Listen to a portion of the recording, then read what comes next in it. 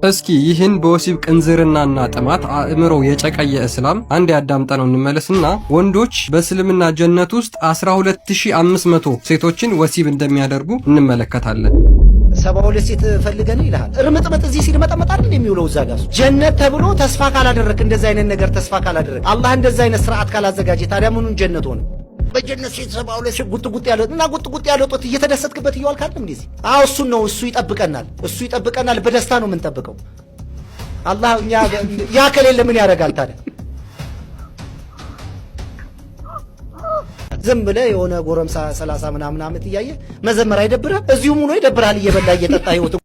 በመቀጠል ይህ ሙስሊም እየተናገረ ያለው ጀነት ውስጥ እንደፈለኩ ወሲብ ካላደረኩ ምንም ጀነት ሆነው በማለት በወሲብ ሱስ አእምሮ የጨቀየ ወንድማችን ጀነት ገብቶ መዘመር፣ መጸለይ፣ አምላክን ማመስገን በጣም ይሰለቻል፣ ይደብራል። ይልቁንም የሚያስደስተው ከብዙ ሴቶች ጋር በወሲብ መዳራት ነው እያለን ነው። የእስልምና ገነት ወንዱን ብቻ ማዕከል ያደረገ ሴቷን ግን ያገለለ ለወንዱ በዝሙትና በወሲብ እንዲጨማለቅ የፈቀደለት ቆሻሻ ቦታ እንጂ ሰዎች አእምሯቸው የሚቀበለው የዘላለም የደስታ ቦታ አይደለም። እንግዲህ እስልምና የማረከኝ ጀነት ገብቼ እንደዚህ በወሲብ እንደምጨማለቅ ሳውቅ ነው ብሎ እየተናገረ ነው። አብሮት የተቀመጠው ሙስሊም እንኳን ምን ያህል እንደተሸማቀቀ ያስተዋላችሁት ይመስለኛል። እውን ሙስሊም ሴቶች ይህንን በወሲብ የተጨማለቀ ጀነት ትፈልጉታላችሁን? መልሱን ለራሳችሁ ልተውና እኔ ግን ይሄንን ነገር ከእስላማዊ ማስረጃዎች ልጥቀስ። በመጀመሪያ በሳሂህ አልቡኻሪ 4879 ላይ እንደዚህ ብሎ ሙሐመድ ተናግሯል። አብደላህ ቢን ቀይስ እንደተረከው የአላህ መልእክተኛ እንዲህ ብሏል። በጀነት ውስጥ 60 ማይል ስፋት ካለው አንድ ባዶ ዕንቁ የተሰራ ድንኳን አለ። በእያንዳንዱ ማዕዘን ውስጥ ሌሎች ማዕዘናት ላይ ያሉትን የማያዩ ሚስቶች አሉ።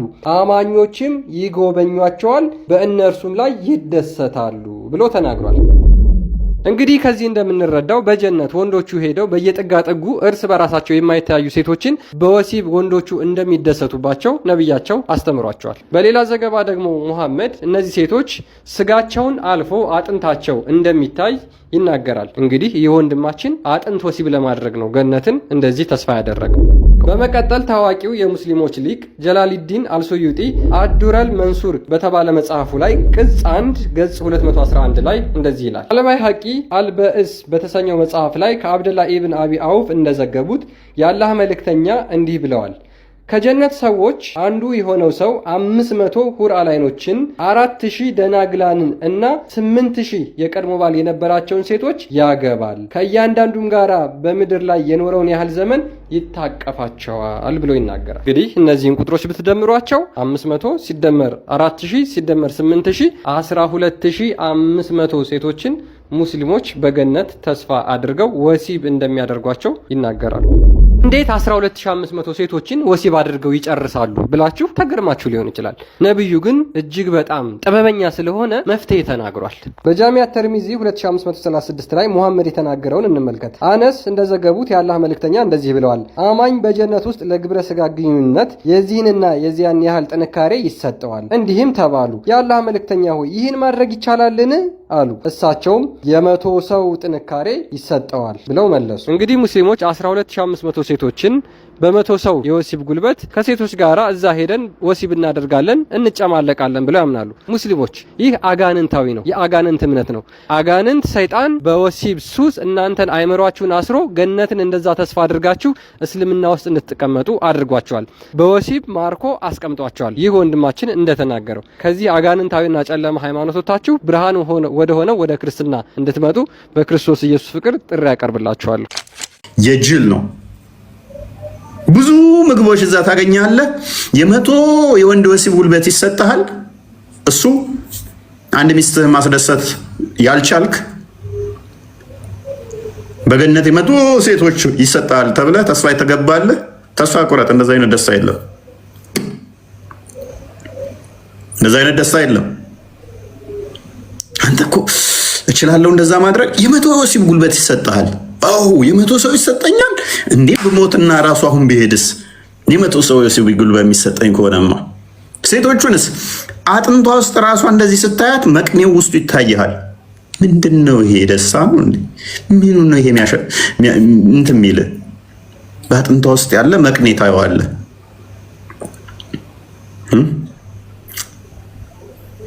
የእግዚአብሔር መንግስት ጽድቅና ሰላም ያለበት ጫጫት አይደለም። ተዘፈነልኝ አልተዘፈነልኝ የሚል አይደለም። አይን ያላያት ጆሮም ያልሰማት በሰው ልብም ያልታሰበች ይላል ሐዋርያው ቅዱስ ጳውሎስ። በቃል የምትገለጥ አይደለችም የኛ ደስታ፣ ግን ደስታ ነው። ያ ደስታ ግን የምናቀው ራሱ አይደለም። ገና አልተገለጠም፣ ሪቪል አልሆነም። በመንፈስ ቅዱስ የሚሰጠን ስለሆነ አይን አላየውም ገና፣ ጆሮም አልሰማውም ገና፣ በልብም አልታሰበችም። እንዲህ ተብላ በስጋዊ ቃል የምትገለጥም አይደለችም። ግን ዘላለማዊ ደስታ ምንም ቁስል ያልተጠጋች ነች። የእነሱስ ሙዝ ትበላለህ ሶሪ አንድ ሰው እንዴት ነው ሙዝ በላለሁ ብሎ ተስፋ የሚያደርገው? ሙዝን ትልቅ ነገር አድርጎ ተስፋ የሚያደርገው አንድ ሰው እንዴት ነው ትልቅ ነገር አድርጎ ግብአቱ አድርጎ የሚንቀሳቀሰው? ብዙ ሙዝ በላለሁ ብሎ ባይዘ ከሁለት ከሶስት በላይ ሙዝ ከበላም እሱም ጤናማ አይደለም። በተለይም ፖታሲየም ነው አይደለ? ኃይለኛ እንትን አለው። ስለዚህ ብዙ ሙዝ በላለሁ ብለህ አይ ዶንት ኖ ምን አይነት ጭንቅላት ነው የሚቀበለው? አንቺ ቃል ምንድነው ምስቂው? ድሮ ሙዝ በላለሁ ብለሽ አልተመኘሽም?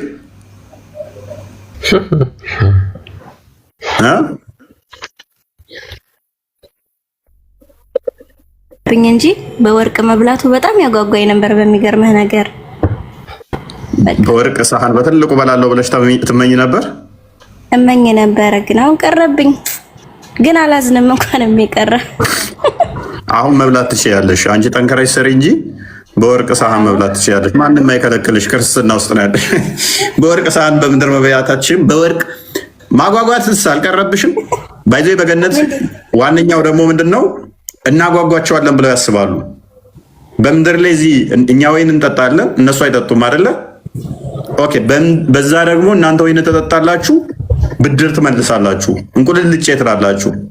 ቢቀጥል ክርስቲያን እንትን አድርጎ ክፈትላቸው። እሱንም የማጓጓቱንም እሺ አሳያቸዋለሁ። አንዴ ይህችን ቪዲዮ እናያትና እስኪ ምንድነው እኛ እንግዲህ ተስፋ ስናደርግ ስጋዊ ነገር ተስፋ አድርገን አይደለም። ላይክ ሴቶች ሄደን እናገኛለን፣ ሙዝ እንበላለን፣ ብርቱካን አለ፣ በቃ ሴቶቹ ቆንጆ ናቸው፣ እነሱ በቃ እነሱን ብለን አይደለም ለሃይማኖታችን ዲቮሽን ውስጥ የምንገባው ማለት ነው። ሙስሊሞቹስ እሷን እያሰቡ ነው የሚሰግዱት፣ የሚጾሙት፣ የሚጸልዩት። ተመልክቱ ኡስታዝ ምን እንደሚል ማለት ነው። በጣም የሚያማምሩ ሴቶች ቤት ጀነት ይህ ዱንያን እንደሚያደርገን በጣም የሚያጓጓ በጣም የሚገርም ነገር ነው። በነገራችን ላይ ፎይ ዱንያን ይችን ዓለም እንድትጠላ የሚያደርግ ነገር ሴቶች ናቸው። እዚህ ሴቶች አሉ፣ የሚያማምሩ ሴቶች ስላሉ ሶሪ በጣም የምር ይሄ አሁን ሽማግሌ ነው። አሁን ልጆቹ ሲሰሙ ምንድን ነው የሚያስቡት? ይችን ዱንያ እንድንጠላ የሚያደርጋን ነገር በገነት የሚያማምሩ ሴቶች አሉ። እኛችን ዱንያ እንድንጠላ የሚያደርገን ብዙ ኢፍታዊ ሰዎች በመኖራቸው ክርስቶስ ለነሱ ብሎ ሞትን በሞቱ ገድሎላቸው እሱም ባለማወቃቸው እነሱም በማየታችን ፍትህ ሲጓደል ብናይ ደግሞም ከእርሱ ጋር ልንሆን ከቅዱሳኑ ጋር ህብረት ለማድረግ እንናፍቃለን መሄድን። እቺ ዓለም ታስጠላናለች። እነሱስ እዛ ቆንጆ ሴቶች አሉ ወሲብ የሚያደርጓቸው። እነሱ ይሄንን ዱንያ እንዲጠሉ የሚያደርግባቸው ምክንያት እዛ ቆንጆ ሴቶች ስላሉ ወሲብ የሚያደርጓቸው። ቀጥል። ምክንያቱም የምድር ሴቶች እኮ ለዚህ እኮ ነው እቀን አለው የሆነ እንትን ላይ ፈተዋም ላይ ያለ አይተዋል አይደለ? ክርስቲያን ባሌ በገነትም እንዳገባው ፈልጋለሁ፣ ግን ሁሌ የሚያወራው ባሌ ስለ ሁር ላይኖች ነው አለች። ጠያቄ ጠይቃ ነው እና በዛም የኔ ባል እንዲሆን ፈልግ ነበረ፣ ግን ሁሌ የሚያወራው እዛ ሄጄ ሁር ላይኖችን እዛ ያሉትን ወሲብ አድርጌ ነው የሚለው። ስለዚህ ቅናት እያደረብኝ ነው፣ ሁሌ የሚያወራው ስለ እነሱ ብቻ ስለሆነ አለች። ቀጥል። ለማንኛውም በጣም የሚያማምሩ ሴቶች ቤት ጀነት ይህ ዱንያን እንድንጠላ የሚያደርገን በጣም የሚያጓጓ አገር አለ እዛ። በቃ ያንን በናፍቆት እንድንኖር ነው ማድረግ የያዘ። ይህንን ለዚህ ለዱንያ ምንም ቅንጣት ቦታ እንዳንሰጥ የሚያደርግ በጣም የሚያጓጓ ሀገር አለ። የት? ጀነት። ዝሙት እንዳንከጅል የሚያደርግን በጣም የሚያማምሩ ሴቶች የት ጀነት። ሐዋርያው ጳውሎስ ምን ይላል? ልሄድ ከክርስቶስ ጋር ልኖር እናፍቃለሁ ከሁሉ ይልቅ እጅግ የሚሻል ነውና ብሎ ይናገራል። ኢማጂን እሱ ክርስቶስን ነው እንጂ የሚናፍቀው ሴቶችን አይደለም። ከክርስቶስ ጋር በምድርም አላገባም። ደግሞ ደስ የሚለው ሐዋርያው ቅዱስ ጳውሎስ በምድር እንኳን በድንግልና የኖረ ሰው ብችሉ እንኳን እንደኔ ሁኑ ያለ ማለት ነው። እነኚህ ሰዎችስ በምድር 4 ድረስ አግብቶ ባሪያን ተገናኝቶ ሙታ ተፈቅዶለት እሱም አልበቃው ብለው እቺን እየጠላዋት ያለውት እኮ ምድር እዛ ቆንጆ ቆንጆ ሴቶች ስላሉ ነው። ምን ያህል በጭንቅላታቸው በወሲብ ኦብሰስድ ሆነዋል። አይምሯቸው ምን ያህል ብሬን ወሽድ ቢሆን ነው በቃ ምንም ነገር ሌላ እንዳያስቡ ምን ያህል ቢያጥቧቸውና ስለ ዝሙት ብቻ ሶፍትዌራቸው ላይ አይምሯቸው ላይ ቢጭኑ ነው። ሲቀመጡ፣ ሲወጡ፣ ሲገቡ፣ ሲነሱ ስለዚህ ብቻ ትልቁም ትንሹም ምን ነው ወገኖቼ? ምን ነው ወዳጆቼ? ምን ነው በጊዜው ያጓጓበት አይበቃም እንዴ?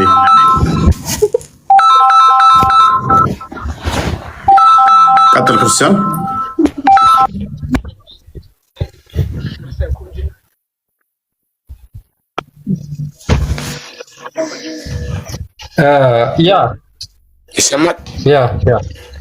ያ ምን ይላል መዝሙረ ዳዊት ምን ይላል? ግሩምና ድንቅ ሆኜ ተፈጥሬያለሁ ይላል። የሰው ልጅ አፈጣጠር በነገራችን ላይ በጣም ግሩም የሆነ አፈጣጠር ነው። እግዚአብሔር ሰውን በራሱ አምሳል እንደሰራው መጽሐፍ ቅዱስ ይናገራል። ዘፍጥረት ምዕራፍ 1 26 እና 27 ብታነቡ እግዚአብሔር አምላክ ሰውን በድንቅ አድርጎ ነው የሰራው በራሱ አምሳል። ዳዊትም ለዛ ነው ይሄንን ቃል የደገመው ማለት ነው። ግሩምና ድንቅ ሆኜ ተፈጥሬያለሁ ብሎ የተናገረው የሰው ልጅ ግሩም ድንቅ ሆኖ የተፈጠረው የሰው ልጅ በገነት ሄዶ ከሰው ልጆች ውጪ የሆኑ ፍጥረታትን እገናኛለሁ ወሲብ አደርጋለሁ ማለት ይሄ አንደኛው ቅዠት ነው። ሁለተኛው እነዚህ ቆንጆ የተባሉት ሴቶች ምን አይነት ናቸው? በመቅኒያቸው ውስጥ በአጥንታቸው ውስጥና በስጋቸው ውስጥ የመቅኒያቸው ፈሳሹ መቅኒያቸው የሚታይ እነዚህ ደግሞ እጅግ በጣም ቆንጆ ናቸው። ውበታቸው እንኳን በምንም አይለካም። አንድ ሁራ ላይን ብቅ ብትል ምድርን በሙሉ ታበራለች ብለው ነው የሚያምኑት ሙስሊሞች ማለት ነው። ውበት ራሱ ምንድን ነው? አጥንቷ የሚታይ ጸጉር የሌላት መላጣ ፍጥረት እሷ ምንድን ነች? ከሰው ውጪ የሆነች ክሬቸር ሚውት ነፈ ሀሳብ ነበረችኛ። አልሐምዱሊላህ ይቀጥልሽ። እፎይ ሰላም ናችሁ? ሰላም እንኳን ደህና መጣ ወንድማችን። አሁን እኔ ሚሊዮን በእድሜ ላይ በላይፍ ላይ ማግባት የመጀመሪያ ቀን ነው። ኦኬ ግን ሁሌ እከታተላለሁ፣ በጣም እከታተላለሁ። ሁሌ ሙስሊሞች ገብቶ የሚያወሩትን ያለው አንተ የምታስተላልፈው መልእክት ሁሉም ነገር ያለው በጣም ነው የሚከታተልኝ። ኦኬ ግን እኔ ሙስሊም ነኝ። አሁን እኮ ሙስሊሞችን አስገብቴ ሙስሊሞች ሲያወሩ አሁን እኮ ማንንም እኮ እዚህ ላይ አንተን ቤት ገብቶ የሚያወሩት እኮ መረጃ አምጣ ብትል እኮ መረጃ የት ላይ እንዳለ እኮ የማውቁት ናቸው። አሁንም የአንተ ተከታዮች የክርስቲያን ልጆች አሁን እኮ ከሙስሊም ገብቶ ቢያወሩ እኮ አንድ መረጃ አምጣ ብትል እኮ እነሱ መረጃ ያቁም። አንተ ግን ሙስሊም እኛ ሙስሊም ዋናው መረጃ እነሱ ማምጣታቸው አለማምጣታቸው ሳይሆን ወንድማችን አልሐምዱሊላህ አንተ መረጃውን በደንብ ያዝ። የምናነሳው ምንድን ነው? አንድ ትንሽ እንትና አንድ ቢያንስ በሁለት ደቂቃ አንድ ደቂቃ ቢያንስተኛ አሽቀጥ ከዛ አሁን አንተ በጣም ቁርአን ላይ ያለ መረጃ ራሱ በጣም ታውቃለህ። ቁርአን ላይ የት እንዳለ በምን ምዕራፍ ላይ በምን ገልጽ እንዳለ ሁሉም ታውቃለህ። አንተ እንደውም ከሙስሊሞች ገብተህ በአንተ ቤት ላይ ስለ እስልምና ደግፎ ከሚያወሩት በላይ አንተ በጣም ታውቃለህ ስለ እስልምና ማለት ነው። አሁን ደግሞ እስልምና ሃይማኖት ነው እንጂ እኮ ለኛ ምንም አይደለም። ለአንተ ክርስቲያን ሃይማኖት ነው እንጂ እንትን አይደለም። ታውቃለህ ማንንም አሁን ግልጽ ረጅም ተከታትለኛል። አልሐምዱሊላህ ምን ያህል ጊዜ ተከታትለኛል? ወራቶች ሆነዋል እንዴ? በጣም ነው እንጂ በተለፈው ነው ሊታሰር ምናምን ከተባለበት ጊዜ ነው በጣም ይከታተልኝ። እንዴ አመት ሙሉ ተከታትለኛል። ቆንጆ ነው። አመት ሙሉ ተከታተል። አዎ እኔ የምልህ አሁን እኮ በውስጤ ላይ ያለውን ነገር መጀመሪያ ገብቼ ስለማልናገር ለማብራራት አልችልም፣ ግን ብዙ ሀሳብ ነበረኝ። ግን ያው ብቃት ይፈልጋል ታውቃለህ፣ ማብራራት ያ። ስለዚህ ያው ጥያቄ ካሉ እንቀበላለን። በኋላ ላይ አንዴ ወደ ቶፒኩ እንመለስና ጥያቄ ካሉ እንቀበላለን።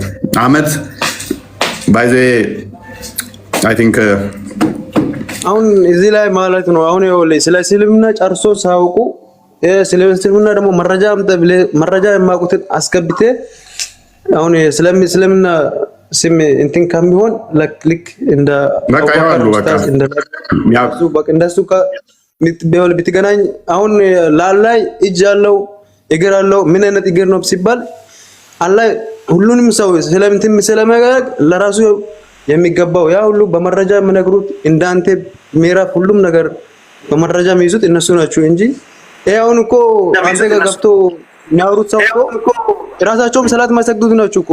አሁን እኮ ቢታቸው ሰላት በትክክል ማሰግዱት ናቸው። አሁን ደግሞ ስለ ሴት ምሎ እኮ ስለ ሴት አመላልሶ የሚያወራው እኮ ያን ካነ መረጃው መንገር ነው እንጂ ስለ ሴት አስቀዳድሞ ማውራት የለበትም ነበር። ታውቃለህ ሰላት ካልሰገደ እኮ አንድ ሰው ግን ሙስሊም አይደለም አለ። 5 ቀን ምናምን ካቆመ እኮ ከእስልምና ይወጣል።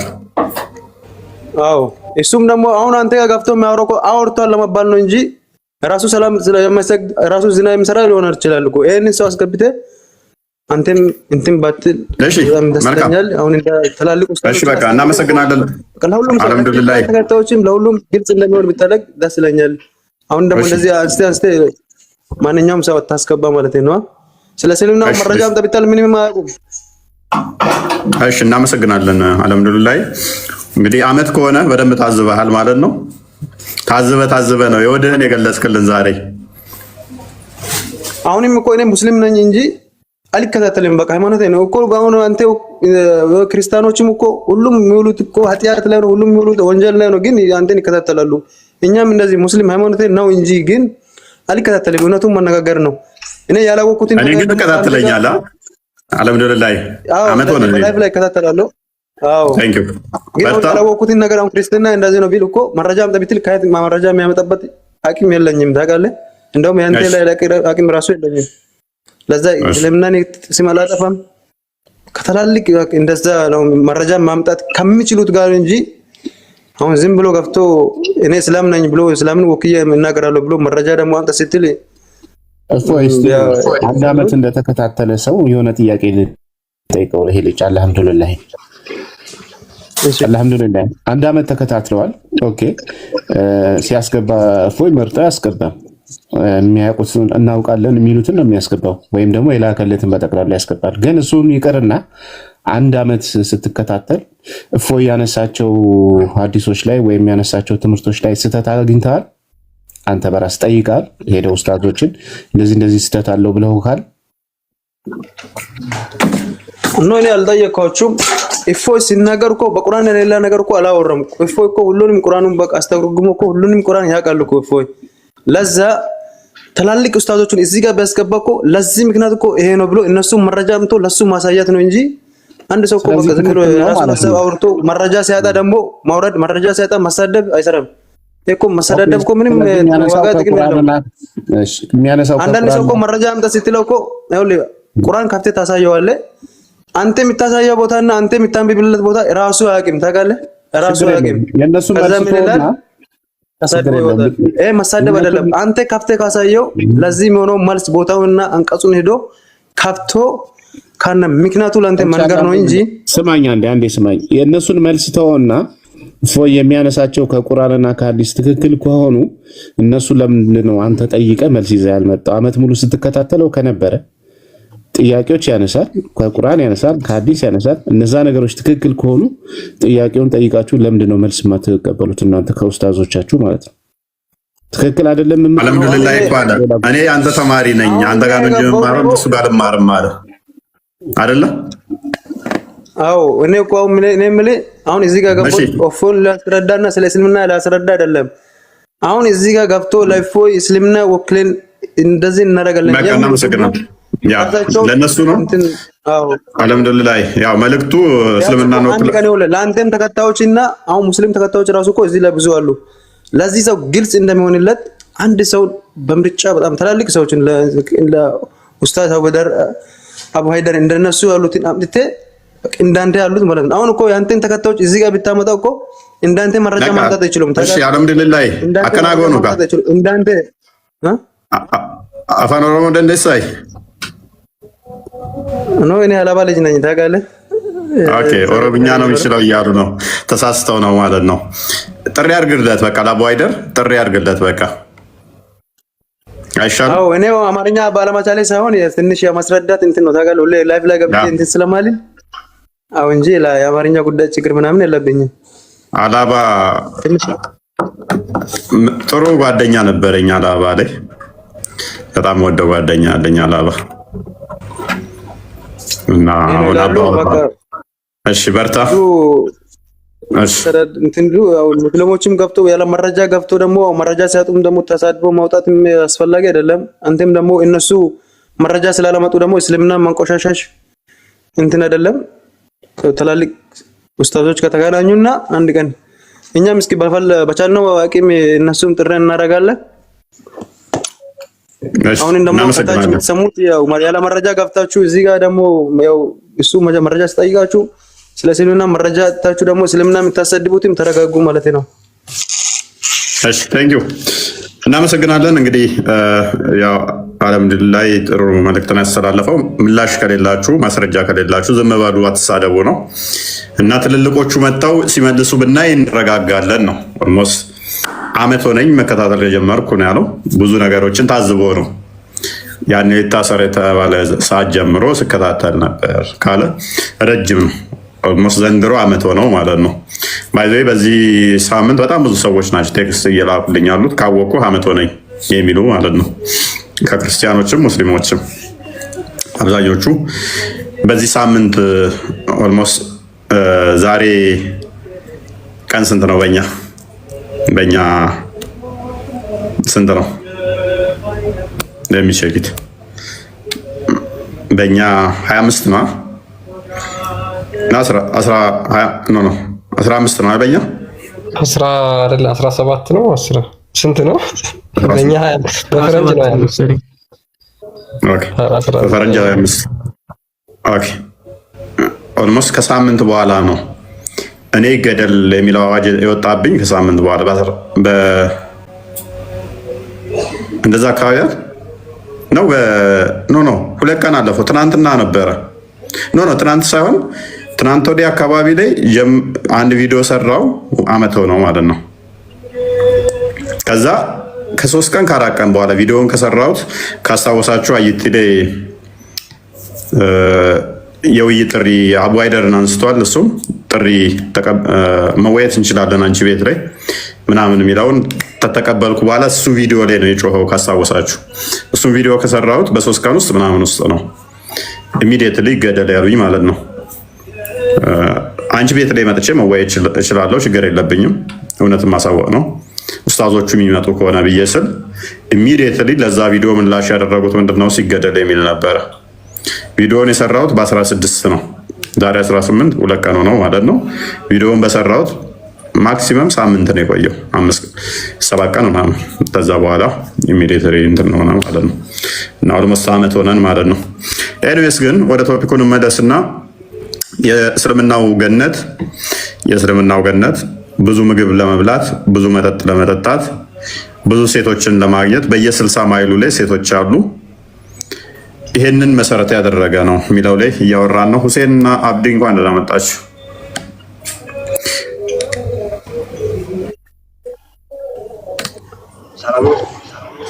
ሰላም ነው፣ እንዴት ነው? ትንሽ ድምፅን ከፍ አድርጋ አይሰማም ብዙ።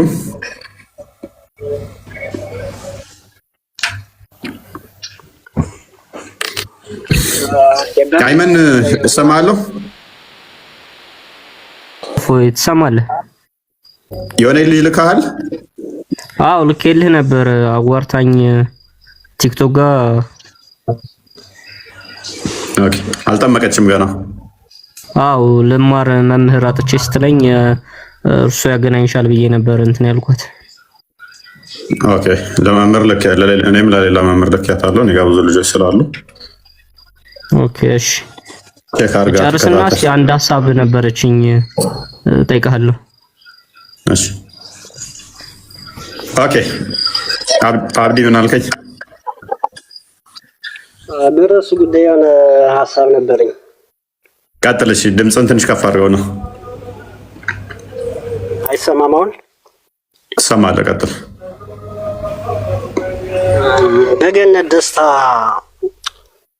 በገነት ደስታ ዝርዝር ከእስልምና የተሻለ ክርስትና ውስጥ አለ? የደስታ ዝርዝሩ ሂንቱ ለንጽጽር እንዲመች። መልካም። የገነት አንተ በትልቅዬ ዕቃ መብላት ነው ደስታ ብለህ የምታስበው?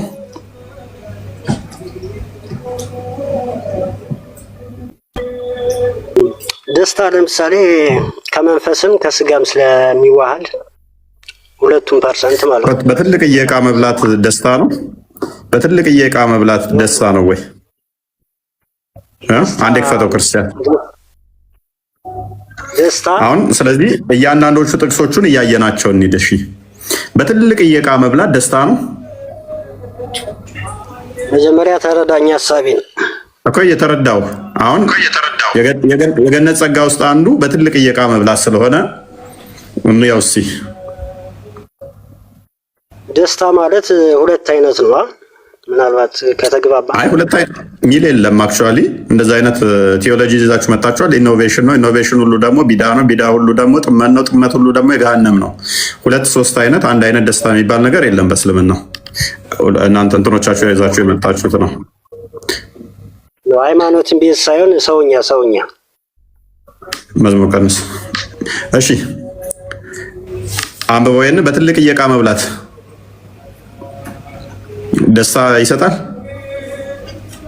መች ተረዳኝ? በሐሳብ አንብበው። ምኑን ላንብበው? የተከፈተውን ቁርአን እና ችግር አለው? ምንድነው ችግሩ? እስኪ እንደ ክርስቲያን ተስፋ የምታደርገው በገነት ሄደ በወርቅዬ በሰፊ ሰሃን ለመብላት ነው። ኦኬ አንዱ የስጋ ደስታ ስለሆነ ይሆናል። እና ምንድነው የደስታው? ሰው ምንድነው ደስታው? በትልቅዬ ዕቃ መብላት አካላዊ ደስታ ማለት አካላዊ ደስታ ምን ማለት ነው? ማለት አካላዊ ደስታ ነው። የሰው ልጅ እኮ በምግብ በወሲብ ነው አካላዊ ደስታ ያገኝ ይችላል። ታዲያ ይሄንን እኮ የሆነ ሰፈር ጠግረር ብለህ እኮ በትልቅዬ ትሪ መብላት ትችላለህ እኮ። ምን አታገለ ገነት ምን አስፈልገ? ታዲያ ገነት ገብተን ምን እንጠብቅ እንደ ክርስትና? እስኪ ትልቅዬ ሳህን መብላት መጠበቁ ይሻላል? በትልቅዬ ኩባያ መጠጣቱ ይሻላል? እና አንጻራዊ እንደ ክርስትና ምን እንጠብቅ? እስኪ የተሻለ ነገር አለው ከእስልምና? አንዳንዴ እኮ ቆይ ቅድሚያ እችኛዋ ላይ አርጊው እናድርግ ትንሽ። በትልቅዬ ዕቃ መብላት እና አንደኛው ደስታ መብላት ነው ከተረዳኝ። አብዲ ሰላም አለይኩም። ሰላም ነው አለን አልሐምዱሊላህ። አሁን ስለ ገነትና ስለ ጀነት እያወራች ነው። አሁን እኮ እፎይ እዛ ካፕቷል ታውቃለህ። እኔ ሙስሊም ቢሆንም አሁን ክርስቲያኑ ሆኖም እኮ እና እፎይ አይደለም እኮ ብዙ ሰው እኮ መጽሐፍ ቅዱስ ምናምን አንብቦ ማቆጥ አሉ እኮ። አሁን እኮ እዚህ ጋር ቁርአን ከፍቷል። እኔ ሙስሊም ቢሆንም የሙስሊም ተከታይ ነኝ እንጂ ሙስሊም እንደ ለኔና ያለ ጨርሼ አላውቅም።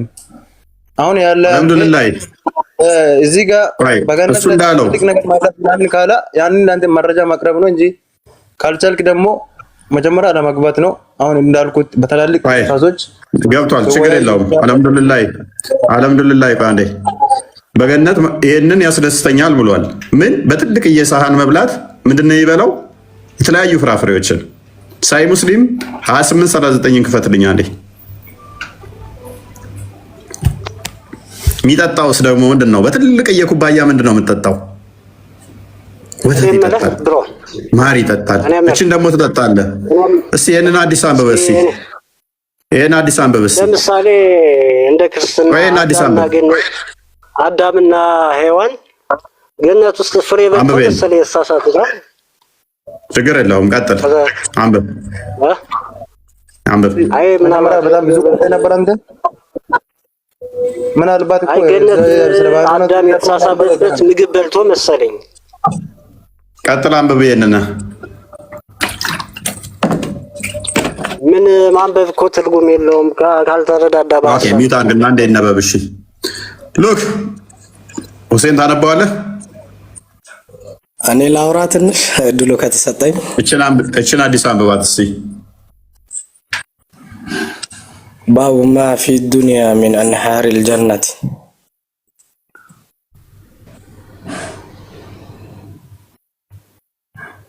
አይሰማም? ቀጥል አንብብ።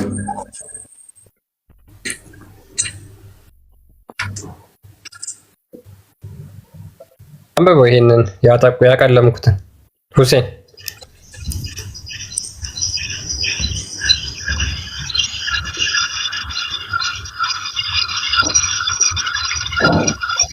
ሁሴን አለ። ማይክ ዝግ ነው። አይሰማም? አሁን ቀጥል። ይሰማል። ሰማል። عن أبي هريرة رضي الله عنه قال قال رسول الله صلى الله عليه وسلم صيحان وجنان والقربة واليبيل كل من أنهار الجنة إلى ምን ማለት ነው? ኦኬ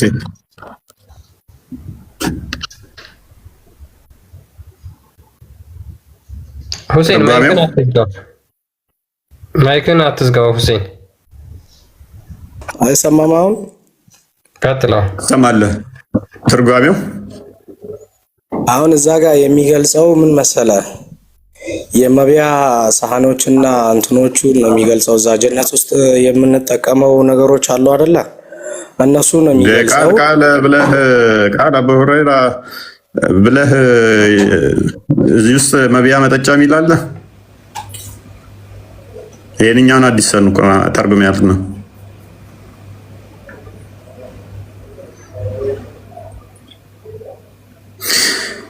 ቀጥል።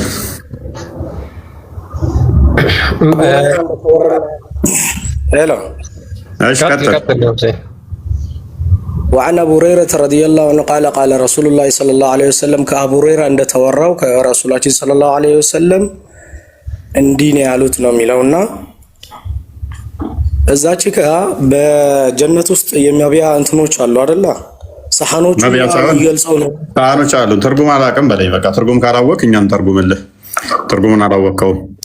ቢያንስ ናይል የሚለውን እንኳን አታውቃትም ነበር። ይቀጥላል። ወደ ክርስቲያን የገነት ውሃዎች ናቸው። ነቢያ ሳይሆን ጀነት ውስጥ የምትጠቀመው ነገሮች ነው። ውሃውም አለ፣ ምንጩም አለ። ወተትና የእንትን ነው የሚያሳየው እዛ ጋር አምሩን ነው የሚያሳየው። አንዴ ስለዚህ ቅድም ባሳየናችሁ ቁርአን ሱራ 43:71 ላይ በሰፋፊ ሳህን ትበላላችሁ፣ በትልልቅ ኩባያ ትጠጣላችሁ ተብሏል። ምንድን ነው የሚጠጡት? የገነት ውሃ ምንድን ነው? ቀጥር። ውሃው ምንድን ነው? ሳይሃን፣ ጃይሃን፣ ኤፍራጠስ ኤንድ ናይል አር ኦል አማንግ ዘ ሪቨር ኦፍ ፓራዳይስ። እነዚህ ሳይሃን፣ ጃይሃን የኤፍራጠስ ወንዝና የናይል የአባይ ውሃ ማለት ነው የገነት ወንዞች ናቸው። በትልቅዬ ኩባያ ይጠጣዋል። ግድባችን በቃ አለቀለት፣ ወደኛ አይመጣም። በትልቅዬ ውሃ በትልቅዬ ኩባያ ሲጋዙት ማለት ነው። ክፈተው እንትኑን 43:71 በትልቅዬ ኩባያ ሲዞርባቸው እና አዳም አልበላም ነው እያልከኛለኝ። ምናልባት ሐሳብ ከወርቅ በሆነ ሰፋፊ ዝርግ ሳህንና ኩባያዎች፣ ሰፊ ኩባያ አባቴ ትይዝና አንድ ቤት ነው ያህል በኩባያ ስትለው ማለት ነው ስትጠጣ። እዛ ጋር ኩባያ ሲሎኮ እንትኑ ነው የሚገልጸው እንጂ በትልቅ ኩባያም ጠጥተህ በትንሽ ኩባያም ጠጥተህ እዛ ጋር በትልቅ እንደ ነፍሳችሁ ትጠግባላችሁ ነው። ምክንያቱም በቃ ለከታይ ትበላለህ። ሁሴን እዚህ ቁጥጥር ነበረብን። እዛ ግን በትልቅ እየቃ በለው ነው እኮ። ለምሳሌ አሁን እዚህ ልብላው እንኳን ካልኩ እኮ ለነገው እያሰብኩ ነው እንትን የምትለውና እዛ ጋር ግን ፈጣሪ ሁሉንም ነገር ስለፈቀደልህ በትልቁ እንደ ልብህ ማለት ነው። በትልቁ አሁን ስል የሳህኑንና የኩባያው ምልክት ሳይሆን እንደ ልባችሁ ትጠግባላችሁ ነው ያቺ የምትገልጸው እንጂ አይደለም። አሁን የዛ ሳህን ትልቅና ትንሽ የትኛው ሳህኖች እኮ ይለያያሉ፣ ኩባያዎች ይለያያሉ። የዛን አይደለም አሁን እዛ ጋር ቁርአኑ የሚገልጸው ምንድነው? እዛ እንደ ልባችሁ ሳትጨናነቁ ለነገው ሳታስቡ እንደ ልባቸው እንዴት ነው ይባሉት? በምንድን ነው ይባሉት? በትንሽ ዕቃ ወይንስ በትልቅ ዕቃ? እዛ ጋር በትልቅም በትንሽም አለ። ግን በትልቅ እዛ ጋር የሚለው ሳህኑ እንደ ልባችሁ ነው የምትጠግቡት። ሳህኑ ደግሞ ከምንድን ነው የተሰራው? ሳህኑ ከላይ ከሉሉ አለ፣ ከመርጃን አለ፣ ከወርቅ የተሰራ አለ፣ ከተለያየ ነገሮች የተሰሩ አሉ። እዛ ዕቃ እዛ ነው ያለው በለኛ እንዳለ በቃ ጽድጽ ከወርቅ ከሉል ምናምን የተሰሩ ናቸው እንዳለ። አዎ ዋው በቃ አንተ የነገር በጣም ነው። እንዴት ነው ከአንዱ ቤት አንዱ ቤት ይበላለጣሉ ማለት ነው። የኔ ቤት ከወርቅ የተሰራ ነው፣ አንተ ቤት እስከ ምንድን ነው ትባባላላችሁ? እዛ አሁን ይበላለጣል። ለምን እንደ ዱንያ ላይ አሁን እዚህ እንደ ያው ባለሀብቱና የተለያየ ሰዎች እኮ ይበላለጣሉ በምግብ በቤታቸው በሁሉም አይደለ? ጀስት ላይክ ፍሪጅ አለ፣ ግን ፍሪጅ አለ ማለት ነው። በስራው ፍሪጅ አለ እንዴ? ፍሪጅ እኮ ትንሽ ናት እኮ በጀነት ውስጥ ሲታይ የተለያየ ትልቅ አንተ በአይምሮ ውስጥ የሰው አይምሮና በሰው መንፈስ ውስጥ ይመጣል ያልታሰበ ነገሮች አሉ። እዛ ጋር አሁን ፈጣሪ ያዘጋጀው ጸዴ ነው በለኛ። እንትንስ ሞባይል ቴክስት ምናምን መላላካል እንዴ? እሱ እኮ በቃ ልክ እንደ ከዚህ የበለጠ ህይወት ነው እዛ ያለው እኛ የምንለው በሃይማኖታችን ማለት ነው። አሁን ግን በክርስቲያን ያደረጋችሁት ምንም እኮ የበለጠ አይደለም እኮ ቁሳዊ ያደረጋችሁትና ገነትን እኮ ራሱ ስላችሁት ምድራዊ ያደረጋችሁት እኮ አንዴ እዛ ካርድ የሌለው ሞባይል አለ። ካርድ አያልቅም። ዳታ አሊቤት ደሆነ ማለት ነው። ስለ ምግብ ቀልድ ሳይሆን ስለ ካርድ ስለ ሞባይል ምናምን ቀልድ ሳይሆን እዛ ጋር ለእውነቱን ስለ ሃይማኖታችን የሚያዘው ነገር ንጽጽር ማድረግ አለብን። አሁን ችግር የለውም። የኛ እስልምና አሁን ያንን በሚናገርበት ሰዓት የክርስቲያኑ ደግሞ ስለ ጀነት የሚያወራው ነገር ምን አለ? ጀነት ራሱ የለም ብላችሁ እሺ፣ አንዴ እንሄዳለን። እኛ ቁሳዊ አይደለም። በቃ ገነት በቀላሉ ለመናገር ያህል አቡ አይደርም ሲጠይቀው ስለሰማው የክርስቲያኖቹ አልተዘረዘረም የኛ ተዘርዝሯል ቀንተው ነው አለ። በመጀመሪያ ደረጃ አንድ ነገር ልንገራችሁ። በዚህ በምድራዊ ላይ ያለ ነገር ምንም የሚያስቀናን ነገር የለም። ሰለሞን የዳዊት ልጅ ምን አለ? ከሰማይ በታች ሁሉን አየሁ፣ ሁሉ ከንቱ ነው አላል? ሁሉ ከንቱ ነው። ለተራበ ሰው ምግብ ትልቅ ቅንጦቱ ሊሆን ይችላል። ለጠገበ ሰው ግን ዳቦ ለሱ ተራው ነው የሚሆነው፣ ቅንጦቱ አይደለም። ማር አይቶ ለማያቅ ወይንም ደግሞ ማር ብርቁ ለሆነ ቅንጦት ሊሆንበት ይችላል። ማር ቆራጭ ለሆነ ሰው ግን ማር ለሱ ደንታው ነው። ብርዝ ወይንም ደግሞ ወይን ለማያገኝ ሰው ሊቋምጥ ሊመኝ ይችል ይሆናል። ብርዝ ለሚጥል ወይንም ደግሞ ነጋዴ ለሆነ ግን ብርዝ ለሱ ደንታው አይደለም። ወተት ለሚወድ ሰውና ወተት ለማያገኝ ሰው ወተት ሰዎች ጋር ሲያይ ሊቃውምጥ ይችላል፣ ሊመኝ ይችላል። እርባታ ለሚያረባ ላሞች ላሉትና ወተት ነጋዴ ለሆነ ሰው ወይንም ደግሞ የወተት ፎቢያ ላለበት ሰው ወተት ለሱ ደንታውም አይደለም። ሙዝ አይቶ ለማያቅ ሰው ሙዝ ብርቁ ሊሆን ይችላል። ሙዝ ጓሮ ላለ ሰው ግን ሙዝ ደንታውም አይደለም። ስለዚህ የኛ ዘላለማዊ ደስታችን በእነኚህ ቁሶች ላይ አይደለም የተመሰረተው። አንድ ነገር እናጠቃለን፣ አንድ ነገር እናሰብታለን፣ አንድ ነገር እናስጨብጣለን። አንድ ነገር መዘንጋት የለባችሁም። ሐዋርያው ቅዱስ ጳውሎስ እንደነገረን እግዚአብሔር ለወዳጆቹ ያዘጋጃት ምን አለች? አይን ያላያት። ምን አይን ያላያት? ሙዝ አይን አይቶታል። ሴቶች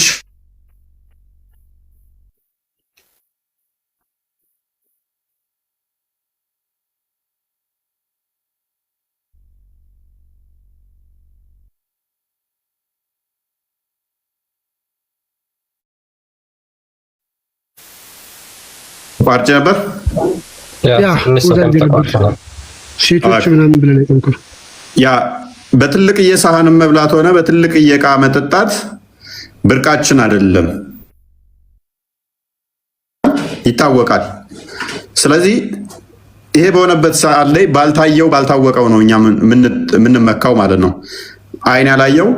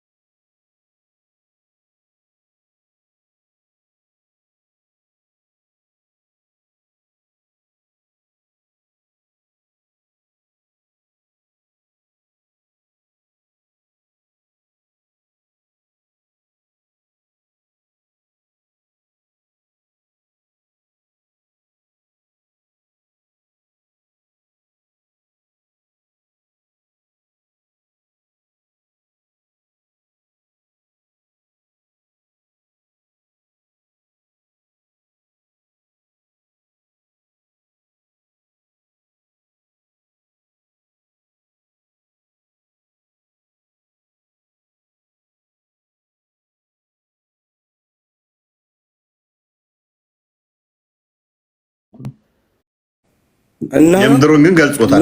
ትልቁ ነገር አሁን አይን ያላየው ጆሮ ያልሰማው የተባለው ወሲብ ስታደርጉ ተኝታችሁ ነው ቆማችሁ ነው የሚለውን አልገለጸውም። ታላቅ ሚስጥር ነው። አንተ ይሄ የመቶ ሰው ወሲብ ጉልበት ግን ያን በመንፈስ ሊሆን ይችላል። አዎ የመቶ ሰው ወሲብ ጉልበት አለ። ወሲብ የምታደርግበት ሴቶቹም አሉ። እንዴት አድርገው ወሲብ ለምሳሌ ሱረት በቀራ ላይ 222 ነው 23ኛው ላይ ሴቶቻችሁ ለእናንተ እርሻ ናቸውና እርሻችሁን በፈለጋችሁበት ረሱ ይላል። አክቹዋሊ እንዴት ማረስ እንዳለባችሁ እሱን ነግሯችኋል በምድር ላይ። የገነቱ ላይ ግን እንዴት ማረስ እንዳለባችሁ ገና አልተነገረም። ኦልራይት። ስለዚህ በምድር ላይ መጠጥ ሐራም ነው ተከልክላችኋል። በገነት ግን ይሄንን ስለተጠበቃችሁ በገነት ይሰጣችኋል። በምድር ላይ በወርቅ መብላት መጠጣት ተከልክላችኋል። በምድር ስለተከለከላችሁ በገነት በዛ ይሰጣችኋል። ታምር ነው። አንተ በጣም ነው የሚያስቀናው። ስለዚህ እዚህ ስለተቆጠብክና ድንጋጌ ያስቀመጠልህ እሱ ያመሰመረልን መስመር የነገርን አያት ቁርአን ተከልከሉ እንደዚህ አትጠጉ ያለን ነገሮችን ከተቆጠብን እዛ ጋር እንደ አፕሪሺየት ነው የሚሰጠን እና የሆነ ሰው እኮ የሆነ ጥሩ ስራ ስትሰራ እኮ ቴንኪዩ አለች አይደለ? ልክ እንደዛው ይሄ ማለት ምን ማለት ነው? በቀላሉ ያንተን ገነት እኔ ዘና ብዬ ዛሬ ስኖረው ያልኩት ነው። ያንተ ገነት እኔ እየኖርኩት ያለሁት ነው። እሺ፣ በሰፊ ሳህን መብላት እችላለሁ። በወርቅ ሳህን መብላት እችላለሁ። በትልቅ የኩባያ መጠጣት እችላለሁ። ጠጅ መጠጣት ወይንም ደግሞ ወይን መጠጣት እችላለሁ። ያንተ ገነት እዚሁ እኔ እየኖርኩት ነው ያለሁት። ምንም ደስታ አይሰጥም። በጣም ቦሪንግ ነው። በጣም አሰልቺ ነው። በጣም ደባሪ ነው። ስለዚህ እስቲ አንተ እዛ በእናንተ ሃይማኖት ማለት ነው ገነት የለምና ነው መኖር እዛ የምትኖረው ኑሮ የለም። እንዴት ነው አኗኗራችሁ? እዛ ገነት ውስጥ ስገቡ እንዴት ነው አኗኗር ምናምን አልተገለጸም? ከኛ የተሻለ ቢሆን መልካም። ቅድም ይኸውልህ ሚስኮት የተደረገ ጥቅስ አለ። ሙሐመድ አይን ያላያት ጆሮም ያልሰማት በሰው ልቦና ያልታሰበች ብሎ የጠቀሳት በመጽሐፍ ቅዱስ ላይ የነበረችን ጥቅስ የወሰዳት አለ። ነገር ግን ወሲብ ማድረግ የተሰምቶ ማይታወቅ አይደለም። ሙዝ መብላት ማይታወቅ ነገር አይደለም። ሙዝ ትበላላችሁ አለ። ፍራፍሬ ሙዝ ትበላላችሁ ማይታወቅ አይደለም። በትልቅዬ ሳህን ትበላላችሁ ያልተሰማ አይደለም፣ ሰማ ነው። በትልቅ ሳህን ትበላላችሁ እያልክ እየነገርከን ነው። በትልቅዬ ኩባያ ትጠጣላችሁ። ምን ናይል ውሃን ለምሳሌ ናይል የአባይ ውሃ ነው። ወተት በትልቅዬ ኩባያ ትጠጣላችሁ ይላል። ማር ትጠጣላችሁ። ማር ማናቀው አይደለም። ወተት ማናቀው አይደለም። ሴቶች ወሲብ ታደርጋላችሁ ማይታወቅ ነገር አለ። እያንዳንዱ አይን ያላየች ጆሮ ያልሰማት በሰው ልቦና አልታሰበች ቢልም ስህተት ነው። እንዳለ የሚታወቁ ናቸው የእናንተ ገነት። እኛ ጋር ግን ይህንን ሐዋርያው ቅዱስ ጳውሎስ እግዚአብሔር ለወዳጆቹ ያዘጋጀው በሰዎች ልቦና ያልታሰበች በአይንም ያልታየች በጆሮም ያልተሰማች ብሎ ሲል ስጋዊ ስላልሆነ የምናገኘው ደስታ በመብል በመጠጥ አይደለም። በደንብ አስተውሉ። ሴን ዮሐንስ ራእይ ምዕራፍ 7 አንድ የከፈተው ክርስቲያን ቁጥር 15 ወይም 16 ላይ በመብል በመጠጥ አይደለም የኛ ደስታ። ስጋዊ መብል መጠጥ አይደለም። መጽሐፍ ቅዱሳችን በግልጽ በእንደዚህ እንዳልሆነ ነግሮናል። ምን በመብል በመጠጥ እንዳልሆነ። ስለዚህም እግዚአብሔር በዙፋኑ ፊት አሉ። ሌሊትና ቀን መቅደሱ ያመልኩታል። በዙፋኑ ላይ የተቀመጠው በእርሱ ላይ ያድርባቸዋል። ከእንግዲህ ወዲህ አይራቡም። ምን አይሉም? አይራቡም። ከእንግዲህ ወዲህም አይጠሙም። ምን አይሉም? አይጠሙም። ወተት እንጠጣለን፣ አባይን ውሃ እንጠጣለን የሚል ነገር የለባቸውም። አይጠሙማ። ፀሐይ ትኩሳትም ከቶ አይወርድባቸውም። ምን ፀሐይ ትኩሳት አይነካቸውም። ዕብራውያን ምዕራፍ 12 ቁጥር 2 ክፈትልኝ። ስለዚህ እነኚህ ሰዎች እኛ ማለት ነው አንራብም። ስለዚህ ሙዝ በላለው አቮካዶ፣ ፍራፍሬ ምናምን ብለን በትልቅ እየሳህን በላለው ብለን ምንቋምጠው አይደለም። የምንራብ ስላልሆነ ትልቅ እየጣሳ በሱ በትልቅ እየብርጭቆ ጠጣለው ብለንም የምንመኘው አይደለም። ስለማንጠማ ደስታችንም በዚህ አይደለም። ልክ እንደ መላእክቶች ስለምንሆን እነሱም ደግሞ የተሰበሰቡት እንዴት ነው? ነገር ግን ወደ ጽዮን ተራራና ወደ ሕያው እግዚአብሔር ከተማ ደርሳችኋል፣ ወደ ሰማያዊቱም ኢየሩሳሌም በደስታ ወደ ተሰበሰቡት ምን በደስታ ወደ ተሰበሰቡት ወደ አላፍት መላእክት ይላል። ስለዚህ በደስታ የተሰበሰቡ ናቸው። የምንሰበሰበው ደስታ ወዳለበት ነው። ያ ደስታ ደግሞ በምግብ በመጠጥ በትልቅ ዕቃ በመብላት ሴቶችን ወሲብ በማድረግ የሚመጣ ሳይሆን ምን አይነት ደስታ ነው? ሮሜ ምዕራፍ 14 ቁጥር 17ን ክፈተው። ያ ደስታ በምግብ በመጠጥ አይደለም። ያ ደስታ በቁስ የሚገኝ ምድራዊ ደስታ ነው። እንዳለ የቁሱ የመብሉ የመጠጡ ሰውነታችን እንዲገዝፍ እንዲወፍር የሚያደርግ ነው። መብል መጠጥ ለዛ ነው የሚያስፈልገው። ስጋችን እንዲፈረጥም እንዲዳብር እንዲወፍር። የእግዚአብሔር መንግስት ጽድቅና ሰላም ነው። እኛ የምንፈልገው መንግስቱን እሹ ሌላው ከንቱን ይጨመርላችኋል ተብሏልና የእግዚአብሔር መንግስቱ ደግሞ ምንድን ነው? ጽድቅና ሰላም ነው። ሰላም ነው ያለው፣ ምንም መረበሽ የለም። ጽድቅ ነው ከእርሱ የሆነ መንግስት ስለሆነ በመንፈስ ቅዱስ የሆነ ደስታ ናት። ያ ደስታው በምግብ አይደለም የሆነው። የምናገኘው ደስታ በመጠጥ አይደለም። የምናገኘው ደስታ ወሲብ በማድረግ አይደለም።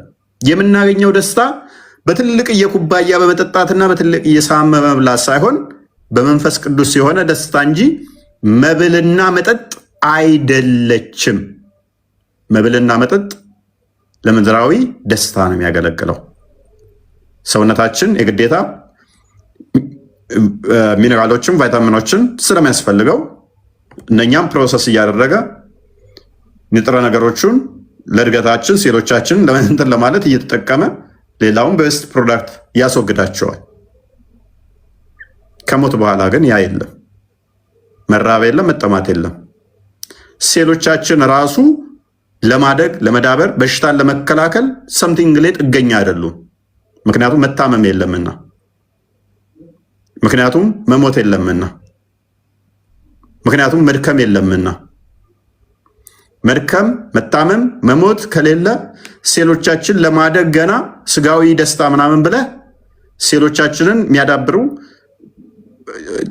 ሚነራሎችን ወይም ቫይታሚኖችን የሚፈልግ አይደለምና፣ ስለዚህ ያ ደስታችን ዘላለማዊ ደስታ ነው። ያ ደስታችን ቁስ ጥገኛ አይደለም ማለት ነው። የቁስ ጥገኛ አይደለም። ቀጥል።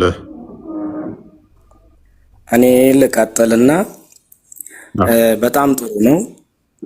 ልክ አሁን አንተ የተናገርካቸው ነገሮች ነው የኛ ሃይማኖትም የሚናገረው። ባይዘወይ ደስ የሚል ነገር ልዩነት ብዙ ነገር ልዩነት የለውም። የኛ ሃይማኖት ሄሎ ይሰማል? ቆይ ፈቲ ቆይ የኛ ሃይማኖት ይናገራል። አትራቡም፣ ትበላላችሁ፣ ትጠጣላችሁ፣ ትጠግባላችሁ እኮ ይላል። አትራቡም እኮ አለች እኛ ውስጥም። አትሞቱ በትልቅ ሞት መሞት የለም፣ መታመም የለም፣ ማረጅ የለም አለ እኮ ሁሉም ነገር። ግን ስፔሲፊክ የሆነ ታራ መታመም ከሌለ መሞት ከሌለ ምንበላው ምንጠጣው ከሆነ ነገሮቹ ምንድን ናቸው? አጠቃቀማቸው እንዴት ነው? ምንበላው ነገሮች ምንድን ነው ብሎ ሰው ልጅ በሚጠይቅበት ታይም ነው። አሁን ከሐዲስም ከአንዳንድ አንቀጾችም ስፔሲፊክ አድርጎ በዚህ ትበላላችሁ፣ መቢያችሁ እንደዚህ አይነት ነው፣ ኑሮአችሁ እንደዚህ አይነት ነው የተባለው እንጂ በመንፈስ ልክ እንደናንተው ነው። መሞትም የለም ራብም የለም ምንም የለም። ወደ ውስጥ ሲገቡ ነው። አሁን አንተን ከጠየቁ ጥያቄ እሺ መሞት የለም መኖር ነው ያለው። ግን በምን ሁኔታ ነው የሚኖሩት? ልክ እንደ ዱንያው እኮ ይበላ እዛ ጋር መብላትም መጠጣትም የሰው ልጅ አንድ ሰው መኖር ይኖራል ከተባለ የሚያስፈልገው ካራክተሪያል ታውቃለህ።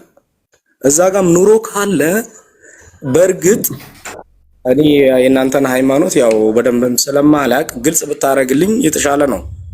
እናንተ እንደ መላእክት ነው የምትኖሩት ማለት ነው። እዛ ጋር ሃይማኖታችሁ እንደ መላእክት እንደምትኖሩት ነው የገለጸላችሁ ማለት ነው። የኛ ግን ትኖራላችሁ ልክ እንደዚሁ የተሻለ ከዚህ ኑሮ የተሻለ የዱንያ የተሻለ ለአኽራ ተዘጋጅቶ በምንድነው ወንድማችን? በሁሉም የተሻለ ነው። አሁን ለምሳሌ ዱንያ ላይ ሰርተህ ለፍተህ ደክመህ ነው። እሺ ኦኬ፣ እሺ፣ ሰርተህ ለፍተህ ደክመህ ነው። እዚህ ጋር የሆነ ነገሩ እንኳን ደስታ ላገኝ ካልክ ምትበላውን በራስ አዘጋጅተህ ሁሉም ነገር እዛ ጋር የምታዘጋጀው ነገር የለም። ኦልሬዲ አልቋል። ከቂያማ በኋላ ሁሉም ነገር ስላለቀ እዛ ጋር ሁሉም ነገር የተዘጋጀልህ ነው እና ፈጣሪ አንተ ዱንያ ላይ ስለደከመህ እዚህ እፎይ እንድትልና እንትን እንድትል ነው ዘና እንድትል ነው እዛ ጋር ፈጣሪ ያዘጋጀልህ። ሴትም ቢሆን ሑረል ዐይን የምንለው እኛ በእኛ ሃይማኖት ሑረል ዐይን ማለት በጣም የሚያማምሩ ነጫጭ የሆኑ ሴቶች አሉ። እነሱን ግን አጥንታቸው እንዴት ነው የፈጠረው ማን ነው የፈጠረው የሚለው አጥንታቸውስ መቅናቸው የምታየው ነው አይደለ? በደንብ አዎ። ግን አጥንት አይደሉም። ግን እነሱ ወሲብ ታደርጋለህ አይደል? ከእነሱ ጋር ታገባቸዋለህ? ከእነሱ ጋር ትጋባለህ? ከእነሱ ጋር ትጋባለህ? አዎ ሚስቶችህ ናቸው። ሰው አይደሉም አይደል? ሰው አይደሉም አይደለ? ሰው አይደሉም ማለት። ስለዚህ ከባዕድ ነገር ጋር ሰው ካልሆነ ነገር ወሲብ አደርጋለሁ ብሎ ማሰብ በራሱ ጤንነት አይደለም። ሰው አይደሉም ሲባል ልክ እንደ ዱንያ እዛ እነሱ እዛ እንደ ሰው ናቸው። ፈጣሪ ነው በእጁ ፈጥሮ እዛ ጋር አሳምሮ ከዱንያ ሴቶችን አስበልጦ እዛ ጋር ያስቀመጠልህ። እሱ ራሱ ስድብ ነው። ይሄ ራሱ ስድብ ነው። እዛ ከዱንያ ሴት ይልቅ የተሻለች አለችኝ ወሲብ አደርጋታለሁ ብሎ ማለት በጣም ብላስፌሚ ነው። ሴቶችን ምን ያህል እንደሚንቅ የሚያሳየ ነው። አይደለም የዚህ የዱንያ ሴቶችም እኮ ጥሩ ላንተ ጥሩ ከዋሉና ባለውለታ ከሆኑና የፈጣሪ ትእዛዞችን ከተቀበሉ በቃ ኦንላይኖች ሲራግሟቸው የሚያድሩ ናቸው። እዚህ ያሉ ሴቶች የፈለገ ቆንጆ ብትሆን የኦንላይንን ሴት መበልጥ አይደለችም በቁንጅናዋ። የኦንላይን ሴት ከሁሉም ሴት ቆንጆ ነች። ስለዚህ አንድ ወንድ በባህሪው ስለዚህ ቆንጆ እየተሻለችው ጋር ይሄዳል ማለት ነው። መልከጥፎ ዋጋ ሄድም በጣም ቆንጅዬ የሆነች ዋጋ ነው። የኦንላይን ሴት ደግሞ ማንም ተወዳዳሪ የላትም። ይሄ በራሱ ስድብ ነው፣ ሴቶችን መናቅ ነው። አንቺ እኔን ካስቀየምሽ ሌሊቱን ሙሉ ኦንላይን ትረግምሻለች። ምን ብላ ምድረግማት? አንቺ የተረገምሽ ባልሽ ትንሽ ቀን ነው የሚቆየው ወደኛ ይመጣል እያለ ትረግማታለች። ከዛስ ከነኝ ጋር ወሲብ ያደርጋል። እሷ አልጋ አንጣፊ ትሆናለች የምትለው ሴት ማለት ነው። ሲጀመር እኮ እሷ ጥሩ ከሰራችና ፈጣሪ የሚያዛትን ለባልየዋ የባላውን ቃል ካደረገች እኮ እሷም እዛ ጀነት ስለምትገባ እንዳው የነኛ አሚር ነው የምትሆነው እንጂ እሷም ትጥላለች አይደለችም። ያዱኛ አትሆንም። እኔ ጥያቄ አለኝ ነው ፈይ አይቶናለች አንዴ ሁሴን ያ ሜቢ አሁን የተናገርካቸው ነገሮች አሉ። ሁራ ላይኖችን በተመለከተ እዛ ገነት ስንሄድ እኛ የምንደሰትባቸው ናቸው ብለህ ተናግረሃል። ገነት ውስጥ ጾታዊ መድሎ አለ ብለህ ታምናለህ አንተ? አዎ አለ። ለምን የለም? በጾታ ማዳላት አለ አይደለም? ፈጣሪ እዛ አያዳላም በጾታ ግን ጾታ ሴቶች ለሴት እኩል ነው የሚሰጠው አይን መሆናቸውን አሉ። ለወንድም ለሴትም እኩል ነው የሚሰጠው በሰሩት ስራ። ያ ለወንድም ለሴትም እኩል ስጦታ ነው የሚሰጣቸው በሰሩት ስራ ማለት ነው። ስጦታ ነው የሚሰጣቸው በሰሩት ስራ ማለት ነው። እዚህ አሁን ጥሩ ስራ ከሰራሁት እኔ በዛ ስራ ነው ኢቫሉዌት ተደርጌ ፈጣሪ የሚከፍለኝ የሚሰጠኝ ማለት ነው። ኦኬ ስለዚህ አንተ ጥሩ ስራ ከሰራ አላገኝም እችላለሁ። ያ ገብቶኛል። ስለዚህ አንተ ጥሩ ስራ ከሰራ ሁራ ላይኖችን ይሰጣል አይደለ? ሴት ሁራ ላይኖችን። እሺ ሴቶችስ እዚህ ምድራውያን ሴቶች ጥሩ ስራ ከሰሩ ወንድ ሁራ ላይን ይሰጣቸዋል? ወንድ ሑረል ዐይን ሳይሆን ጥሩ ደጋግ የሆኑ ፈጣሪ የሚያውቃቸው ያዘጋጃቸው ሰዎች አሉ እዛ ጋር ለወንዶች ለሴቶች ልክ እንደ ወንዶቹ እንደ ሴቶች ለወንዶች እንደተሰጠን ለነሱ ደግሞ የሚሰጣቸው ጥሩ ሰዎች ይሰጣቸዋል። እነሱ አዎ ጥሩ ወንዶች አሉ። ሑረል ዐይኖች ወንድ ሑረል ዐይን ይሰጣቸዋል። ሑረል ዐይን ወንዶች ይሰጣቸዋል ስትል ሁሴን አንዷ ሴት ስንት ወንድ ነው የሚሰጣት? አንዷ ሴት ጥሩ ወንድ ይሰጣታል ነው የሚለው እንጂ ይሄን ያህል ግልጽ አልተደረገም፣ አልተናገረም። ወንዶች ይሰጣቸዋል አትበላ። ቀጥታ አንድ ወንድ ይሰጣታል። ኦራይት ከዛ በላይ የበለጠ ሊሆን ይችላል። ስለዚህ ቆይ አሁን ሁሴን ምን እንደሆነ ታውቃለህ? አንተ በምድር 4 ሴቶችን ታገባለህ። ለምሳሌ 4 ሴቶች እስከ 4 ሴቶች ይፈቀዱልሃል። እነሱንም ገነት ሄደህ እንደምታገባ ይታወቃል። እነሱ አሉ። ሲቀጥል ደግሞ ከነዚህ ከምድራውያን ሴቶች የተለዩ ደግሞ ሁር አላይኖች ቢያንስ ሚኒመም 2 ሁር አላይኖች ይሰጡሃል። ስለዚህ 6 አሉ ማለት ነው። ሲቀጥል ደግሞ በየጥጋ ጥጉ መንገድ ዳር ረጅም መንገድ አለ። እዛም ላይ ደግሞ ሴቶች ጥግ ጥግ ላይ ይቆማሉ። እነሱንም ሄደህ ወሲብ ታደርጋለህ። 3 በል ቁጥራቸው አይታወቅም። እነዚህ ራሱ ማለት ነው። ስለዚህ እነዚህ ሲደማመሩ ቢያንስ በርከት ያሉ ሴቶች እዛ ሄደህ ወሲብ እንደምታደርግ ይታወቃል። ጥግ ጥግ ቆሞ ወሲብ ታደርጋላችሁ የሚለውን አንቀጽ የለም እዛ ላይ። ኦኬ በጣም ጥሩ። ማታውቅ ከሆነ ችግር የለውም አሳያለሁ። አዎ የሚል የለም። ጥግ ጥግ ወሲብ ታደርጋለህ። ችግር የለውም። ለራስህ የተሰጠ አለው አይደለ? አይ ምን እንደሆነ ታውቃለህ? አሁን ሴቶችን ታገባለህ ብሎ ለአንተ የተሰየመልህ ነው እዛ ጋር እንትን የምትለው ሁሴን። ይኸውልህ ይሄን አነብልሃለሁ። ከዛ በኋላ የጠየቅኩ ጥያቄ ግን ምንድን ነው መሰለህ? አንዴ ቆይ ፋጢያ፣ የጠየቅኩ ጥያቄ መሰለህ ግን ሴቶችስ እንደዚህ ያገኛሉ ወይ በገነት ጾታዊ መድሎ ከተገኘ? ቢያንስ 6 ሴቶችን አስቆጥሬያለሁ። አሁን ከ6 የሚበልጡ ሴቶችንም ጨምሬ ላሳይህና እነዚህን ሴቶች ያገኛሉ ሄደው የሚለውን ትመልስልኛለህ። ላንብብልህ። ቡሃሪ 4879 እና 4880 ላይ የሚገኝ ሐዲስ ነው። ምን ይላል? አብደላ ቢን ቃይስ እንደተረከው ይላል አላህስ ሜሴንጀር ሰይድ ያላህ መልእክተኛ እንደዚህ አለ ኢን ፓራዳይስ ዜር ኢዝ ኤ ፓቪሊዮን ሜድ ኦፍ ኤ ሲንግል ሃሎ ፒርሊ 60 ማይል ዋይድ። በጀነት ምን አለ አለ ረጅም የሆነ አዳራሽ እሱም ደግሞ ከእንቁ የተሰራ 60 ማይል የሚረዝም አለ አለ ኢን ኢች ኮርነር ኦፍ ዊች ዜር አር ኤ ዋይፍስ ዊች ናት ሲ ዞስ ኢን ዘ አዘር ኮርነር። በእነዚህ ኮርነሩ በየጥጋ ጥጉ ምን አለ ሚስቶች ይቀመጣሉ ይኖራሉ። እነሱም ደግሞ አንዷን ሴት ሌላኛዋ ሴት አታያቸውም፣ አይተያዩም ሴቶቹ ይላል። and the believer will visit and enjoy them። ከዛ በኋላ አማኞች ወደ እነሱ ይገቡባቸውና ይዝናኑባቸዋል፣ ይደሰቱባቸዋል ብሎ ይናገራል። እነዚህ ሚስቶች ናቸው። እነዚህ ቤት ውስጥ ከሚሆኑት የተለዩ ሚስቶች ናቸው። መንገድ ዳር ጥግ ጥግ ላይ የሚቆሙ ናቸው።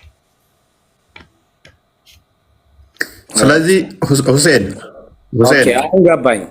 አሁን እዛ ጋር ጥግ ጥግ ይቆማሉ የተባለው ሌላ ሴቶች ሳይሆን የራስ ሚስቶች ነው የሚለው እዛ ጋርና ወይ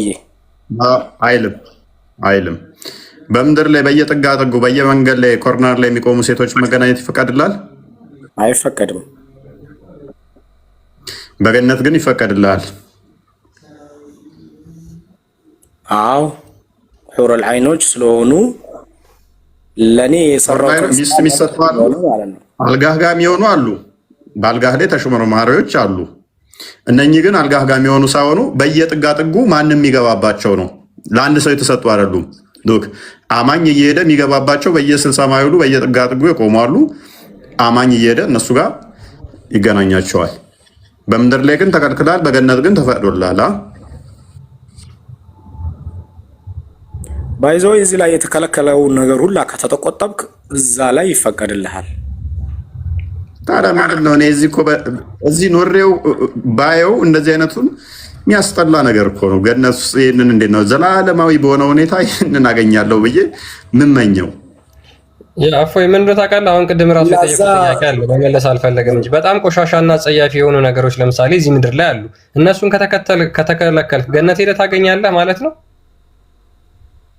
አሁን እዚህ ከተከለከለ ራስን ከቆጠብክ ፈጣሪ ስለከለከለ እዛ ጋር ግን ፈጣሪ ላንተ ስለዚህ እዛ ይሸልምሃል ማለት ነው። የተዘጋጀልህ አለ ሚስቶች ሑረል ዐይን የሚባሉት ለአንተ ነው የተዘጋጀልህ እንጂ ዝም ብሎ ተራ የሆኑት አይደለም። እዛ ጋር ገባ? ያ አይ ከተከለከልክ አልከው። ለምሳሌ ምድር ላይ የተከለከልከው ነገር ገነት የምታገኘው ከሆነ ኢቭን የሙስሊሞች አምላክ በገነትና በምድር ራሱ ስታንዳርዱ ሞራል ስታንዳርድ ራሱ ተመሳሳይ አይደለም ማለት ነው። ባህሪው ራሱ ይሄ አጸያፊ ነው፣ ይሄ ቆሻሻ ነው የሚለው ራሱ ተለዋዋጭ ነው ማለት ነው። ምክንያቱም ምድር ላይ ያለው ቆሻሻ የሆነ ነገር አጸያፊ የሆነ ነገር በገነት የሚፈቀድ ከሆነ ምንድነው ማለት ነው? አምላካቸው ባህሪው ተለዋዋጭ ነው፣ ባህሪው የተለያየ ነው ማለት ነው አይደለም።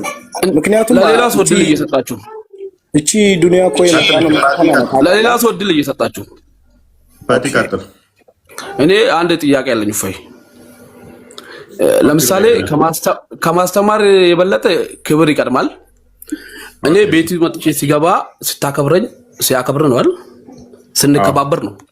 ለምሳሌ ስለ እስልምና ልታሳውቀኝ እኔ በእስልምና ውስጥ ምንን ይወዳል ምንን ይጠላል የሚለው ልታውቅልኝ ይገባል።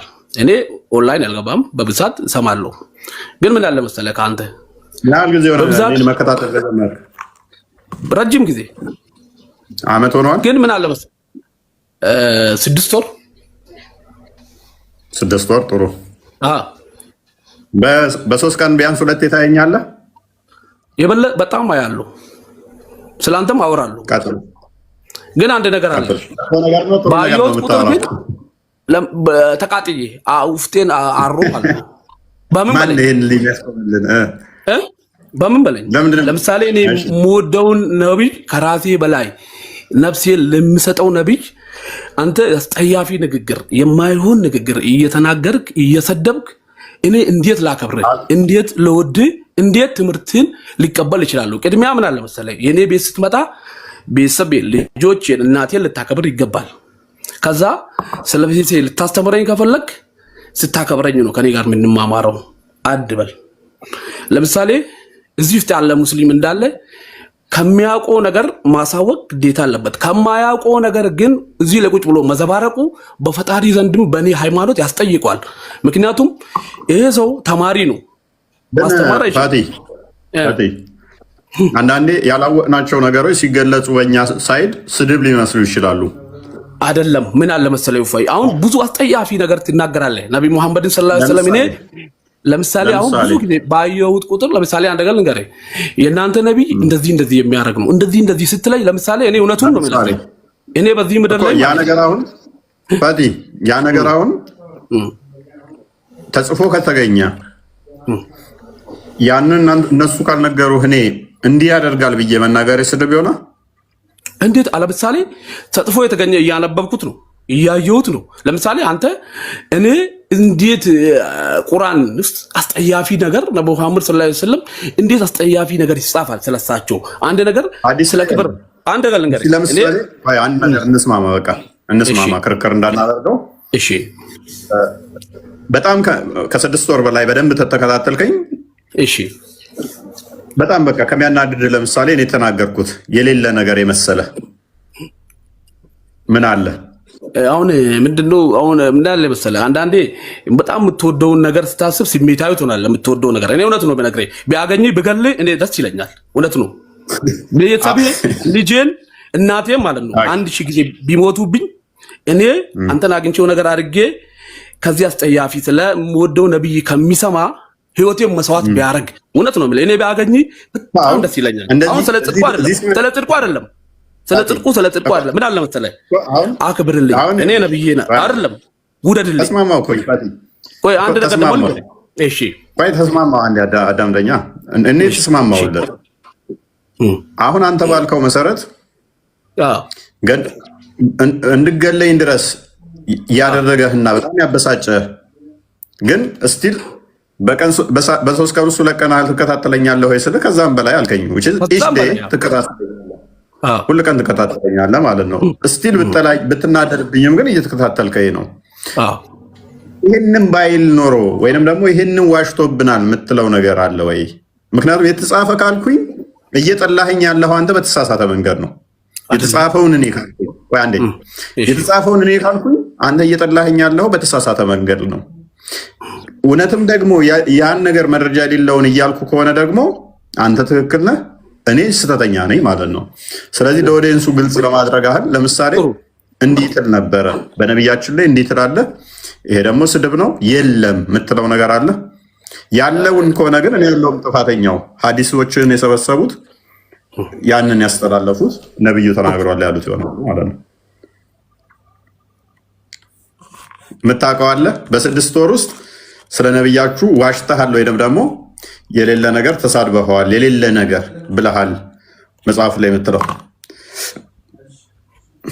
የምታስታውሰው አለ? ሰማለሁ። አዎ ፈቲያ ሰው ነገር ላለው ከማለት በፊት የሚቀድመው ምንድነው ይሄ ነገር አለ ወይስ የለም የሚለውን የምታስታውስ ከሆነ ተናገር እስኪ። ወጣ አይኖርም። አብዛኞቹ ስሜት ነው።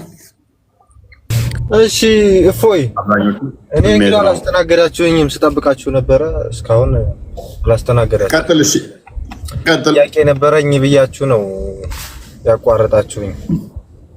ቀጥል ማለት ነው። እሺ በክርስትና ሃይማኖት ከአንድ ሴት ውጭ ማግባት አይቻልም ይባላል። ልክ ነው አይደለም? ልክ ነው። ኦኬ እሺ በእናንተ ዳዊት ስንት ሚስት ነው የነበረው? ስጠይቅ እኔን እዛ በላይ ሚስት እንዳለው ሰማሁ። ያኔ የሚረብሽ ድምፅ አለ። ምንድን ነው ከኋላ?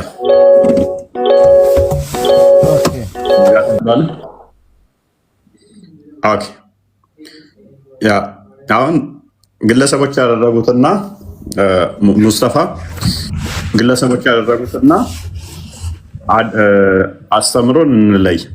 አስተምሮ እና ግለሰብ ማድረግ ይለያያል።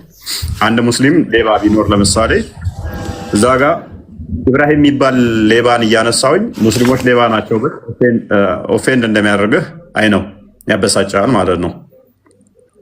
ከዚህ ጋር የሆነ አንድ ሙስሊም አንስቼ ያው ሙስሊሞች ሌቦች ናቸው፣ እስልምና ሌብነትን ይፈቅዳል፣ እስልምና ሌብነትን አይከለክልም ብል ስህተት ነው የሚሆነው ማለት ነው። በግለሰቦች ላይ ሃይማኖት አይመሰረትም፣ በፈጣሪ ሕግ በሰጠው እንጂ። እሺ ገባኝ፣ አገላለጽ ገብቶኛል። ዳዊት ነብይ አይደለም በእናንተ አይደል ነው? ቀጥል። እሺ ታዲያ ፈጣሪ ያላቀው ነብይ ፈጣሪ የማይወደውን ስራ ይሰራል ብለህ ታስባለህ? ሰው ነው አንድ ሚስት። ኦኬ ታዲያ ከአንድ ሚስት በላይ ማግባት ይችላል እሱ ብለህ ነው የምታስበው? የመቻል ችሎታ ጉዳይ ከሆነ ይችላል። እኔም እችላለሁ፣ አንተም ትችላለህ። የመቻል ጉዳይ ፖቴንሻሉ ከሆነ ማለት ነው። ኦኬ እሺ መጽሐፉ እንጂ ይፈቅድለታል ወይ ነው? መጽሐፉ አይፈቅድለትም። ፖቴንሻል ጉዳይ ከሆነ ግን ሁላችንም ኃጢአት የመስራት ነጻ ቃሉ ስላለን። ቆይ አንዴ።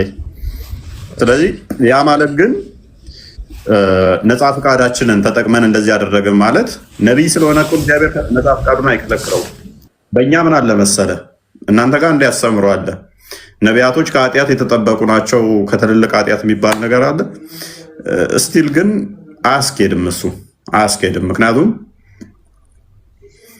ኢብራሂም ጨረቃ ፀሐይ ሲያመልክ ነበረ ብላችሁ ነው የምታምኑት። አደም ነብይ ነው የመጀመሪያው ትላላችሁ። የሴጣንን ቃል ሰምቶ የአላህን ቃል ስቷል ብላችሁ ታምናላችሁ። መሐመድም በተመሳሳይ ደጋግሞ ቁርአን ስለ ኃጢአት ይቅርታ ጠይቅ፣ ተጣወት ራቅ እያለው ሲገስጸው ታገኙታላችሁ። ሱራ 74 ከ4-5 ሱራ 42 52 እንደዚህና የመሳሰሉ የቁርአን ክፍሎች ማየት ይቻላል። ዋናው ነገር ግን ምንድነው? በእኛ ምንናምነውን ልንገርህ። እኛ ነቢያቶች እንደው ፐርፌክት የሆኑ እንከን አልባ ናቸው ብለን አናምንም። እንከን አልባ ስህተት የሌለባቸው ምናምን ብለን አናምንም። ደካሞች እንደ ማንኛውም ሰው ሊሳሳቱ የሚችሉ ናቸው። እንደ ማንኛውም ሰው ሊወድቁ ይችላሉ። ነገር ግን ምንድነው? ከውድቀታቸው ይነሳሉ። ከውድቀታቸው ይነሳሉ። የብሉይ ኪዳን ነቢያቶች ደግሞ ገና ጸጋን ያልተቀበሉ በሕግ ውስጥ የነበሩ ናቸው። ስለዚህ እያንዳንዱ ዳዊት ተሳስቶ ነው ያገባው 8 ሚስት ማለት ነው። እግዚአብሔር እንደዚህ አግባ እንደዚህ ሕግ ሰጥቶት ይሄን ያህል ለምሳሌ በቁርአኑ እንዳለው 4 አግቡ በሚል ደረጃ ተሰጥቶት አይደለም። እሺ ዘጠነኛም እንዳገባ ዘጠነኛ እንዳገባም ደግሞ እንትን ዘጠናም ያግባ ችግር የለውም። ዘጠናም ያግባ ችግር የለውም። ሕግ የሚመጣው መቼ መሰለህ? ሕግ ተሰጥቶ ሎክ ቁርአኑ ላይ ለምሳሌ 2 3 4 አግቡ የሚል ሕግ ነው። ይሄ አይደለ? አግቡ የሚል ይሄ ሕግ ነው። እንደዚህ አግቡ የሚል ሕግ ነው የተሰጠው። በመጽሐፍ ቅዱስ ላይ እንደዚህ አይነት ሕግ አልተሰጠም። 2 3 4 5 እንደዚህ አግቡ የሚል ሕግ አልተሰጠም። ሕጉ የጀመረው ከሙሴ ነውና ዘፍጥረት ሲጀምር ዘፍጥረት ምዕራፍ 2 ላይ ቁጥር 28 አካባቢ መጨረሻው አካባቢ አዳም ከጎኑ ሔዋን ትፈጠራለች። ሔዋን ተፈጠረች በኋላ ሰው እናትና አባቱን ይተዋል፣ በሚስቱም ይጣበቃል፣ ሁለቱ አንድ ይሆናሉ፣ ወደፊት ሁለት አይሆኑም ተባለ። ሁለቱ አንድ ይሆናሉ ተባለ እንጂ ሶስቱ አንድ ይሆናሉ አልተባለም። ስለዚህ ህጉ እንደዚህ ነው ያለው። ባሎች ሚስት እንዳያበዙ ሪከመንድ ተደርገዋል፣ ተጠቅሰዋል። ዘፍጥረት ገና ፍጥረትም ሲጀምር እግዚአብሔር በዚህ ሰጥቶናል። ይሄን ካደረጋችሁ እንደዚህ ታደርጋላችሁ፣ እንደዚህ ታደርጋላችሁ የሚለው ህጉ ሪቪል ግልጽ ሆኖ በብሉይ ኪዳን ላይ አልተገለጸ። ነገር ግን ዘፍጥረት ራሱ የሚነግረን ምንድነው? ይሄንን የሚያስተምር ነው። ከዛ በኋላ ግን ምን ይመጣል? አዲስ ኪዳን ይመጣና ብሉይ ኪዳንን በደንብ ይፈተዋል። ከአንድ በላይ ማግባት እንደሌለባቸው አንደኛ ቆሮንቶስ ምዕራፍ 7 ላይ ስትመጣ ቁጥር 2 ጀምሮ እስከ 5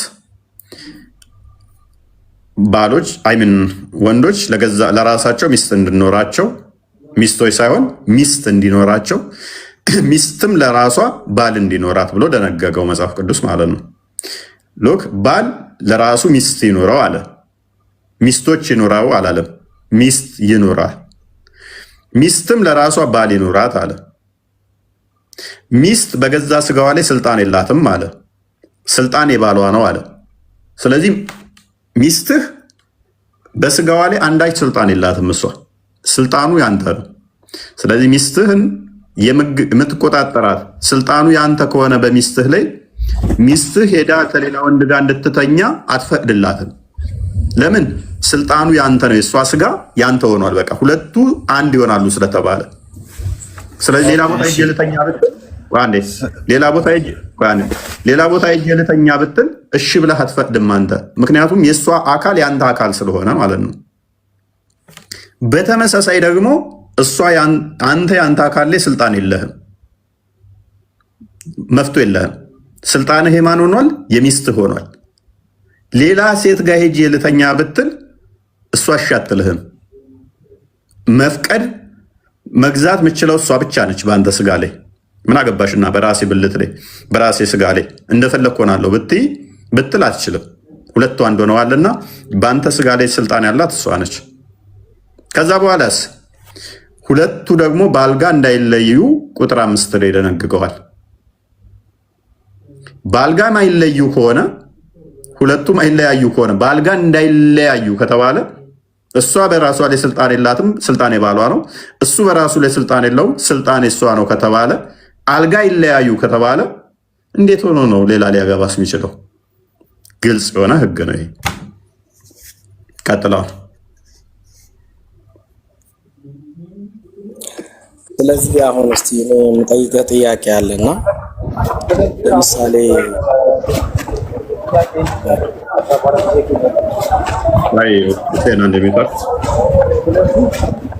በጣም ድምጽ ይረብሻል።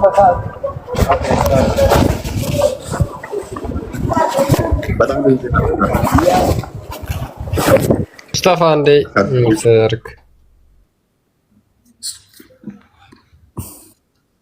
ሙስጠፋ አይ ቲንክ ጥያቄው ተመልሶለታል በበቂ ሁኔታ ይመስለኛል። ኦኬ ሁሴን ቀጥል። እሺ ኧረ አልጨረስኩም ጥያቄ እኔ እኮ የጠየቅኩት ስለ ዳዊት ስላደረገው እንትን ነው። ጥያቄን ደግሞ አልጨረስኩም። ልጨርስና እወጣለሁ። የዳዊት ከሆነ ተመልሶልሃል። ለምሳሌ ስለ ሚስት ጉዳይ ከአንድ በላይ አታግቡ አግቡ ይላል የሚለው በበቂ ሁኔታ ተመልሶልሃል። ሜይ ቢ ሁለተኛ ጥያቄ ከሆነ ወይ ሁሴን ይቅደም ወይ እፎይ። እሺ ስለዚህ ዳዊት ተሳስቶ ነው በዚህ ጉዳይ ነው ብሎ ምን ይዘው ማለት ነው። በዚህ ረድፍ እፎይ በዚህ ረድፍ ማለት ነው ፈጣሪ በእስልምና እናንተ ብላችሁ የምታምኑ ሴቶችን ያረክሳቸዋል፣ ወንዶችን ያልቃቸዋል ነው በእኛ ብላችሁ የምታስቡትና አሁን የዳዊት ሚስቶች አሉና 8ቱ ሚስቶች 9ኛ ያገባት ሚስት አለችው እና በሷ በሰራው ከነሱ አልፎ ሌላ ሚስት ሄዶ በማግባቱ ፈጣሪ የቀጣው ቅጣት አለና እግዚአብሔር ማለት ነው እና አደባባይ ላይ እንዲደፈሩ ነው 8ቶቹን ሴቶች ያደረጋቸው ያለ ኃጢአታቸው ያለ ጥፋታቸው ማለት ነው። ዳዊትን ሊቀጣው ማስረጃ ማምጣት ትችላለህ? መደፈራቸው ማምጣት ትችላለህ? አደባባይ ላይ እንዲደፈሩ እንትን ብሎ ተናግሮ የፈጣሪ ቃል እኮ ተፈጻሚ ነው ሁሌ እኮ ማምጣት ትችላለህ? ማን ነው እንደዛ ብለህ እንድትተረጉመው ማን የፈቀደልህ?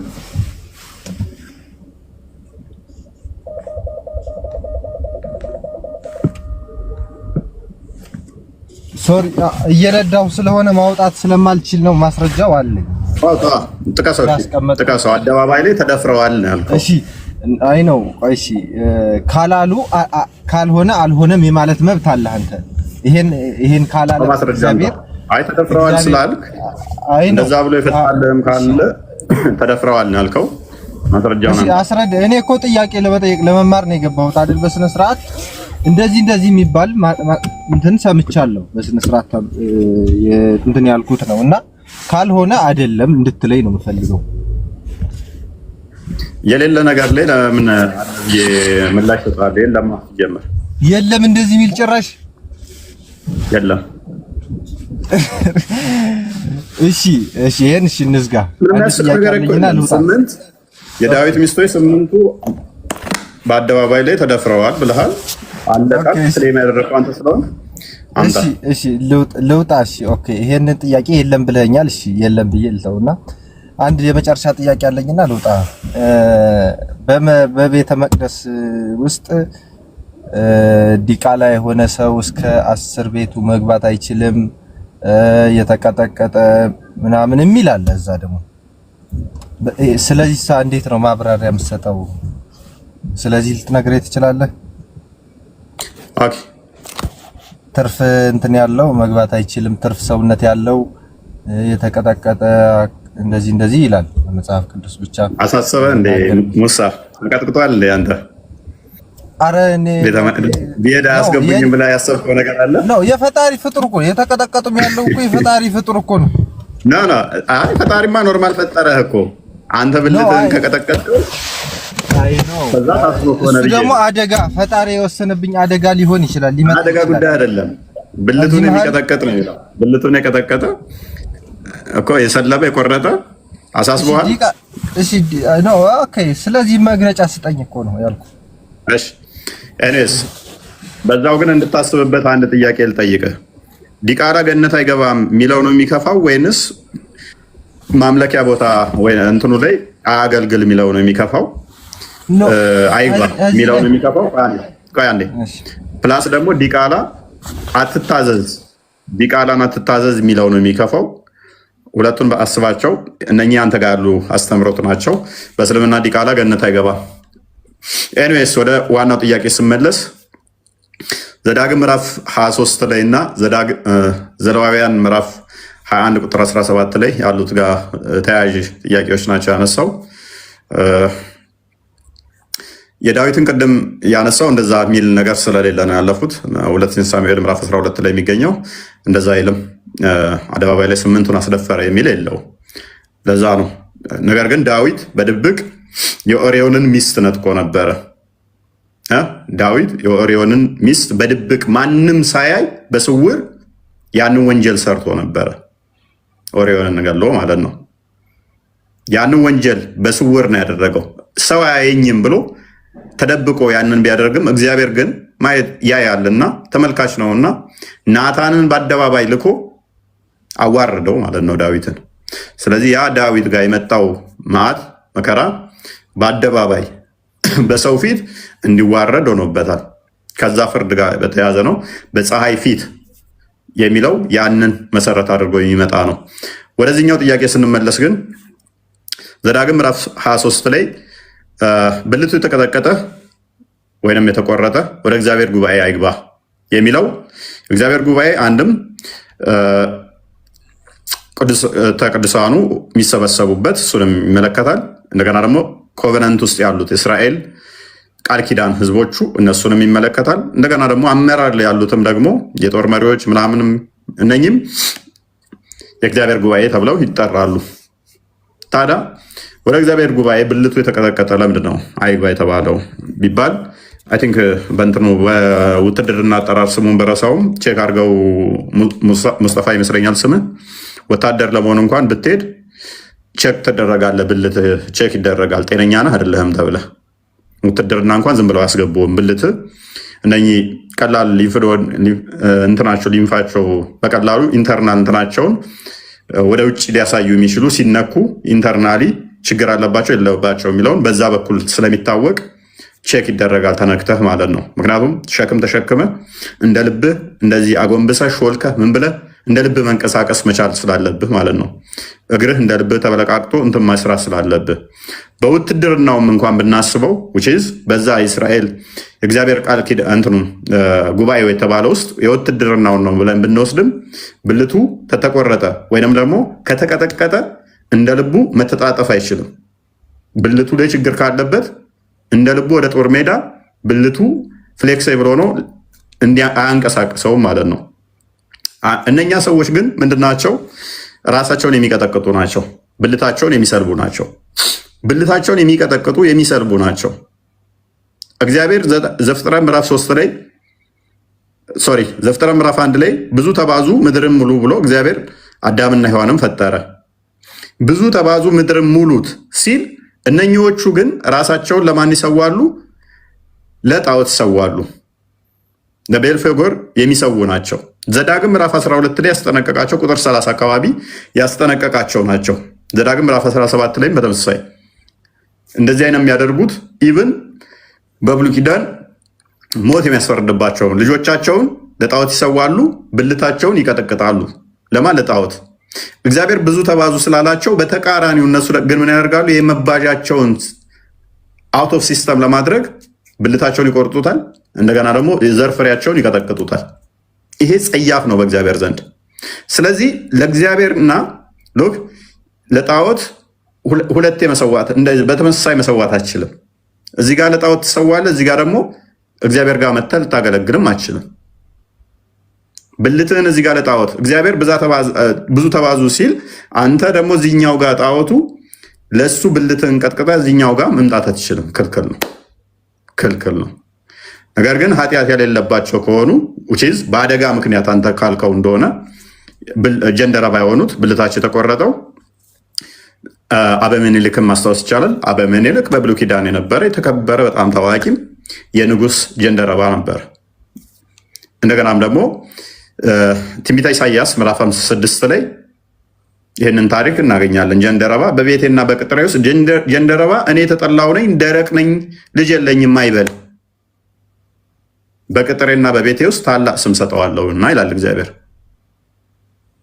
በአደጋ ምክንያት ከሆነ ወይንም ደግሞ ራሱ ስለ እግዚአብሔር ብሎ ከሴት የራቀ ከግንኙነት የራቀ ራሱን ስለ እግዚአብሔር ቃል የሰለበ ከሆነ እኔ ጀንደረባ ነኝ አይበል ይላል።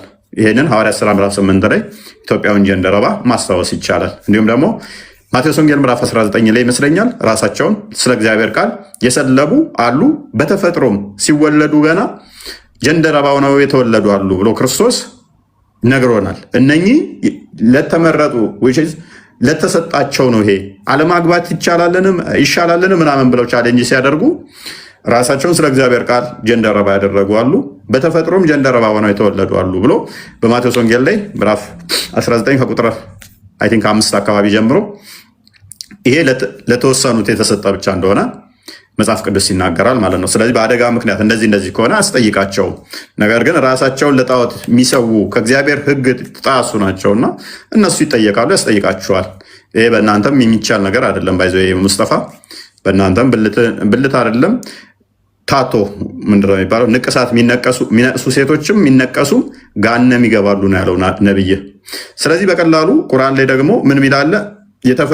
ተፈጥሮን መቀየር በራሱ ጋነም ይከታል ይላል። ስለዚህ ተፈጥሮ ብልት ተሰጥቶ ያንን ብልት መቁረጥና ሌላ ጾታ አልባ መሆን ወይም እንትን ማድረግ ተፈጥሮ መቀየር ነው። ታቶ ማድረግ፣ ንቅሳት መንቀስ ጋነም ያስገባ ከሆነ በእስልምናው ብልት መቁረጥ ታዲያ እንዴት ቀለል አድርጋችሁ አያችሁት? ለዚህ ነው ሐዋርያው ቅዱስ ጳውሎስ እናንተ የእግዚአብሔር ቤተ መቅደስ ናችሁ ብሎ የሚለን ማለት ነው። ራሳችንን ምንም ልናደርግ እንደማይገባን ይነግረናል። ጠፋብኝ። ኤኒዌይስ ስለዚህ ቅዱሱ የእግዚአብሔር ቤተ መቅደስ ማደሪያ እንደመሆናችን እኛው ቅዱሱ መንፈስ ማደሪያ ከሆነ ምንም ልናደርገው፣ ልንሰልበው፣ ልንቆርጠው አልተፈቀደልንም፣ አይቻለንም ማለት ነው። አካላችንን ልናጎድል አልተፈቀደልንም ማለት ነው። ይሄ እንደዚህ ነው። ሁለተኛው ምንድነው? ዲቃላ ወደሚለው ልለፍ።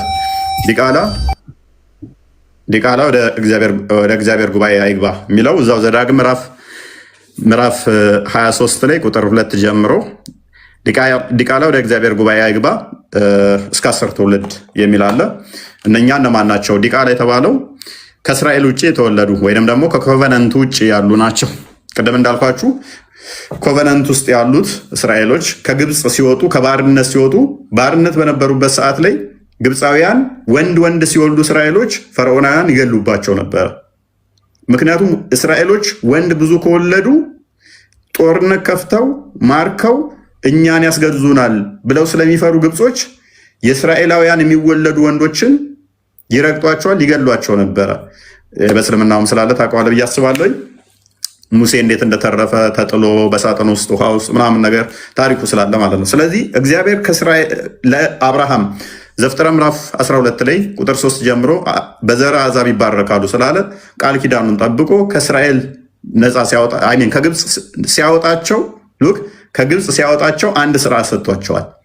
እንደ ግብፃውያን እንዳይሆኑ። ግብፃውያን ጣዖት ያመልካሉ፣ ህፃናትን ይገላሉ፣ ወንዶቹን። ታዲያ እዚህ ሲመጡ ግን ምን ገጠማቸው? ተቃራኒ ገጠማቸው። እነኛ ግብፃውያን ወንድ ወንድ ልጅ ነው የሚገሉት፣ ሴት አይገሉም። ሴቶችን አለ የሚገሉት፣ ወንዶችን ነው። ይህ በቁርአንም አለ። ወንዶችን ብቻ ነው የሚገሉት፣ ሴቶችን አይገሉም። ወደ ተቀደሰችው ከተማ ሲመጡ ደግሞ ቃል ወደ ተገባላቸው ሲመጡ ከፊታቸው የጠበቋቸው የሚቃወሟቸው አካላት ገጠሟቸው። እዛ ጋር ያሉት ዘራቸውን ለማጥፋት ወንዶቻቸውን ይገላሉ። እዚህ ጋር የገጠማቸው ደግሞ ወንድ ብቻ አይደለም የሚገሉት፣ ሴትም የሚገሉ ናቸው። ወንድንም ሴትንም ብልታቸውን የሚሰዉ ናቸው። ስለዚህ እግዚአብሔር ማስጠንቀቂያ ሰጣቸው ለእስራኤላውያን፣ ለኮቨነንቶቹ ወይንም ደግሞ ለቃል ኪዳኖቹ ማስጠንቀቂያ ሰጣቸው። ከነሱ እንዳይጋቡ፣ ከነሱ እንዳይወለዱ፣ ከነሱ ጋር ህብረት እንዳያደርጉ እግዚአብሔር ማስጠንቀቂያ ሰጣቸው። ስለዚህ ዲቃላ የተባሉት እንደው እዛው እስራኤላዊ ከእስራኤላዊ ሳያገባ የተዋለደ ምናምን ማለት ሳይሆን ራሳቸውን ለጣዖት የሚሰዉ እስራኤላዊ ያልሆኑ፣ በደንብ አስተውል፣ ጣዖት የሚያመልኩ እነሱ ወደ ጉባኤው አይግቧል። በቀላሉ ኤግዛምፕል ልስጣችሁ። ኢትዮጵያን የኬንያ ዜግነት ያለው ሊያስተዳድራት ይችላል? ጎረቤት ነን። አሁን ለምሳሌ ሊያስተዳድር ይችላል? አይችልም። ለምን?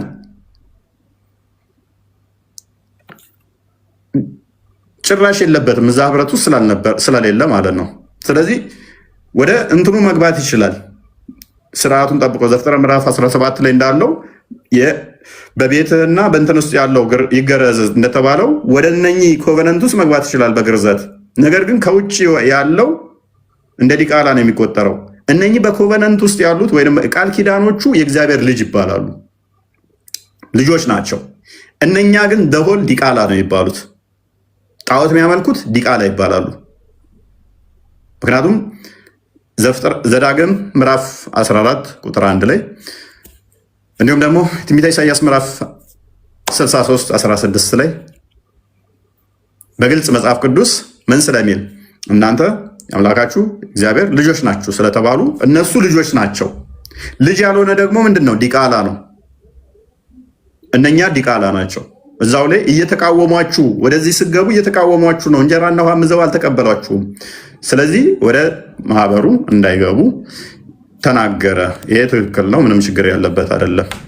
ስለዚህ እፎይ ኖርማል አሁን ኢትዮጵያ ውስጥ የሚወለዱ ዲቃላዎች ምናምን ቤተ እምነት ውስጥ መግባቱ ይችላሉ። ምንም ማንም የከለከላቸው የለም። እነሱ አባትየውን ተጠያቂ የሚሆነው እናትየውን ተጠያቂ የምትሆነው እንጂ ሕዝቅኤል ምዕራፍ 18 ቁጥር 4 ሕዝቅኤል 18 ቁጥር 20 እንደሚናገረው ልጅ በአባቱ ኃጢአት አይጠየቅም፣ አባት በልጅ ኃጢአት አይጠየቅም። ኃጢአት የምትሰራ ነፍስ ራሷ ትጠየቃለች፣ ራሷ ትሞታለች። ስለዚህ ልጆች በአባታቸው አይጠየቁም። እና እንደዛ ካለ እኮ አሁን እዚህ ጋር ዲቃላ አይገባም ካለ እኮ እየተጋጨ ነው ማለት ነው። የቱ ጋር? እዚህ ጋር አሁን ዲቃላ የተባለው ነገር እኮ ጣዖት አምላኪ ነው እያልኩ እኮ ነው። ጣዖት አምላኪ ነው። ጣዖት አምላኪ እንዴት ነው ጣዖት አምላኪ የሆኑት ዲቃላዎች? ጣዖት አምላኪዎች ዲቃላ የሆኑት እንዴት ነው? አንተ ዲቃላ የምታውቀው አንተ እንዴት ነው? እሱ ያላባት እዛ ጋር የተወለደ ማንኛውም ሰው ዲቃላ የሚረዳው በቃ በስነ ስርዓት ያለ ጋብቻ ዝም ብለህ ከማን የምትወልደው ዲቃላ ይባላል። እኔ ደግሞ ምን ብዬ መለስኩልህ? እስራኤላውያን ምን ይባላሉ አልኩ? ልጆች አይደለም። ከመጀመሪያ ጥያቄ ይሄ ቆይ ልጆች ይባላሉ እና ከኢሳ በፊት የነበሩትን ጣዖት የሚያመልኩት ሁሉም ዲቃላ ናቸው ማለት ነው። አዳም እነኚህ እስራኤላውያኖቹ ልጆች ይባላሉ። እነኛ ደግሞ እስራኤሎች ሲገቡ ወደ ቃል ኪዳኑ ክፍሉን አላነበብከውም ማለት ነው። ቁጥር 3 እና 4 አንብበዋል። እየተቃወሟችሁ ይላል አይደለ? እየተቃወሟችሁ ነበር ይላችኋል። እነኛ ጣዖት አምላኪ ናቸው። ለዛ ነው የተቃወሟቸው። የእግዚአብሔር ልጆች ሲመጡ እነኚዎቹ እየተቃወሟቸው ነው። ከነሱ ጋር ያለን ሪሌሽን እግዚአብሔር አልፈቀደውም፣ ከልክሏቸው። ልጆች አይደሉም። በቃ ልጆች ካልሆኑ ደግሞ ዲቃላ ናቸው።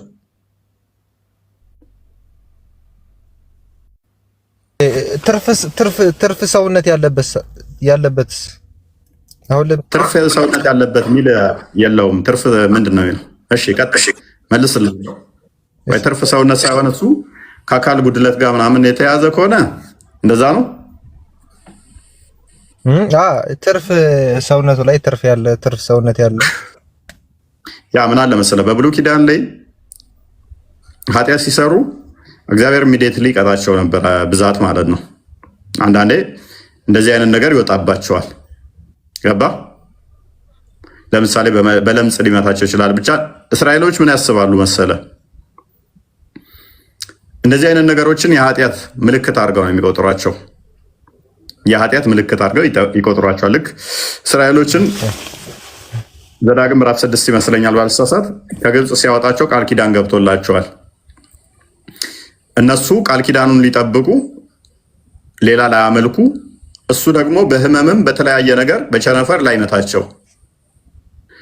አሁን የተለየ ነገር ሰውነቱ ላይ የሆነ አካል ላይ ከወጣ የሆነ ሰው ላይ የሚረዱት ምንድን ነው? ኦኬ እሱ ኃጢአት ሰርቷል የሚለውን ያውቃሉ። በዛይ ነገሮች ያውቃሉ። ገባ? ስለዚህ ወደ ጉባኤ አይግባ ሲባል ምን መሰለ፣ እዛ ጋር የተዘረዘሩት አሉ ከአካላት ጋር በተያዘ አካል ጎደሎ የሆኑ አይኑ ማያይ ወይንም አይነ ስውር፣ እጀ ሰባራ፣ እንደዚህ የሆነ ትርፍንትርም ብቻ እነዚህ ተዘርዝረዋል አይደለ? ያ እሱ አሁን ለሁሉ የተሰጠ አይደለም፣ ለካህናት የተሰጠ ነው። እሱም ደግሞ ለአሮን በአሮን በኩል ስለሆነ ክህነት ለነሱ ምን አለ፣ ማን ነው ቤተ መቅደስ ውስጥ ማገልገል ያለበት የሚለውን ዘሌዋውያን ምዕራፍ 1 ቁጥር 17 ጀምሮ ስታነበው አይነ ስውር ከሆነ ምግቡን ማስተናገድ ይችላል? አይነ ስውር ሆኖ በቀላሉ ላስረዳ። መስጊድ ውስጥ አይነ ስውር የሆነ መስጊድ ሙሉ ህዝብ ቢኖር ምግብ ማስተናገድ ይችላል? አይነ ስውሩ በፍትሃዊነት ካላያቸው እንዴት አድርጎ ያስተናግዳቸው? አይነ ስውር አያድርግ ብሎ ቢባል ግን ምግቡን ይብላ ቢባል አይነ ስውሩን በደለው ማለት ነው እስልምና ነው አይደለም? እሺ ጆሮው ማይሰማ አፍንጫው ችግር ያለበት እግሩ ሰባራ እግሩ ሰባራ እጁ ሰባራ የሆነ ሰው እጁ ሰባራ እግሩ ሰባራ ጆሮ ችግር ያለበት ሰው ምግብ አብስሎ ረጅም ሰዓት ምግብ አብስሎ አንድ መስጊድ የሚመጣ ህዝብን መመገብ ይችላል? አይችልም። ኦኬ ሰውዬ ወደ መስጊድ አይግባ ይሄንን አያድርግ ግን ምግቡን ይብላ ቢባል ተሰደበ ማለት ነው? ወደ መስጊድ አይግባ ከተባለ ወደ መስጊድ አይግባ ሚንስ ምግብ ወደ ማብሰያው ቦታ ማለት ነው፣ ለማብሰል። ያንና ይሄ እኮ ጭራሽ የማይገናኝ እኮ ነው። እንደምን የማይገናኝ? ማብሰልና ለማብሰል ሌላ ነገር ነው። አሁን እንትን የሚል ሰው አላነበብከውም ማለት ነው ክፍሉን። ስለዚህ የተከለከለው እንዳለ ከክህነት ጋር በተያዘ ነው፣ አገልጋይ ጋር የተያዘ ነው። ስለዚህ ይሄ ችግር ካለበት ማገልገል ስለማይችል ወደ ጉባኤው እንዳይገባ which means እንዳያገለግል። ነገር ግን ምን ይበል ይገልገል። እሱ አገልጋይ መሆን አይችልም። መገልገል ግን ይችላል። ምግቡን እንጀራውን ይብላ እንደማንኛውም ምዕመን እንደ ህዝቡ አብሮ ቁጭ ብሎ ይጠቀማል። ህዝቡን ግን ማገልገል እሱ እንጂ መግባት ይችላል ቤተ መቅደስ ውስጥ መገልገል ይችላል፣ ማገልገል ግን አይችልም። ቤተ መቅደስ ውስጥ የሚገባው አንድ አገልጋይ ነው። ያ አገልጋዩ ደግሞ ለረጅም ሰዓት ቆሞ ነው የሚሰራው። ለረጅም ሰዓት ቆሞ አንድ እግር ከሆነ ብቻው መቆም አይችልም። ሌላ ረዳት ደግሞ አይገባለትም። አንድ ብቻ ነው ስለ ህዝቡ ኃጢአት ያንን የሚያበስለው የሚቃጠለው መስዋዕት የሚሰራው አንድ ሰው ብቻ ነው የሚገባው። ረዳትም አይፈቀድለትም። ስለዚህ ስለማይችል በደንብ አስተውል፣ ስለማይችል አይገባም። እንደዚህ ከሆነ ለማገልገል አልተመረጠም ማለት ነው። ያ ምክንያቱም እግር ከሌለው ሌላ ሰው ነው የሚያስተናግድለት ማለት ነው። እግር ከሌለው ፈጣሪ እግር ነስቶት ማስተናገድ ካልቻለ፣ ለምሳሌ አርቲፊሻል እግር ቢኖረው መራመድ ቢችል ማገልገል ይችላል አይችልም? መልካም በደንብ አስተውል። ምንድነው የጠየቅኩህ? እኔ ከአገልግሎት ጋር በተያያዘ ስለሆነ ለሰውየው ጥቅም ነው እንጂ ጉዳት አይደለም። አታገልግል መባሉ ጥቅም ነው እንጂ ጉዳት አይደለም። አርቲፊሻል እግር ጋር ሄደ። አርቲፊሻል የተፈጥሮን አካላችሁን አቀየሩ ይላል። አርቲፊሻል አካል ይፈቀድላል በእስልምና? እግር ከሌለና እኔ እየጠየቁ ያለሁት እዚህ መጽሐፍ ቅዱሱ ላይ ነው። እዛው ላይ ነው የምትመልስልኝ። ችግር የለውም እኔ መልስልሃለሁ። በነገራችን ላይ በእስልምና አይደለም አርቲፊሻል እግር ተጠቅመህ ልታገለግል ይቅርና ጥርስህን ማስተካከል አይፈቀድልህም፣ ከልክሏል አዲሱ። ጺምህን ቅንድብን እንትን ማለት አይቻልም፣ ጋን የሚከት ነው። ጸጉር መቀጠል አንድ ያደም ጸጉር መቀጠል ጋን የሚከት ነው፣ አይቻልም። ጋንም ይከታል ከተባለ ስለዚህ ለሰውየው ማሰብ ነው። አሁን ሰውየው አካል ጎደሎ ከሆነ ረጅም ሰዓት አገልግሎ፣ በደንብ አስተውሉ፣ ረጅም ሰዓት አገልግሎ ሌሎችን ሰርቶ ለማገልገል ይቸገራል። የሚቸገር ከሆነ ደግሞ መገልገል እንደ ማንኛውም ምእመን ሆኖ መገልገል ለሱ የተሻለ ነው። አንድም ይሄ ነው። አንድም ደግሞ በብሉይ ኪዳን የነበሩት ካህናት ለክርስቶስ ምሳሌ ስለሆኑ ፍጹም ንጹህ መሆን አለባቸው፣ ሌላ ሰው በእነሱ እንዳይሳሳት ማለት ነው። ምክንያቱም ይሄ ሸንካፋ፣ ይሄ ወልካፋ፣ ይሄ እንደዚህ እያለ ምእመኑ ደግሞ በእነሱም ኃጢአት መግባት ስለሌለበት አንድም ስለ ህዝቡ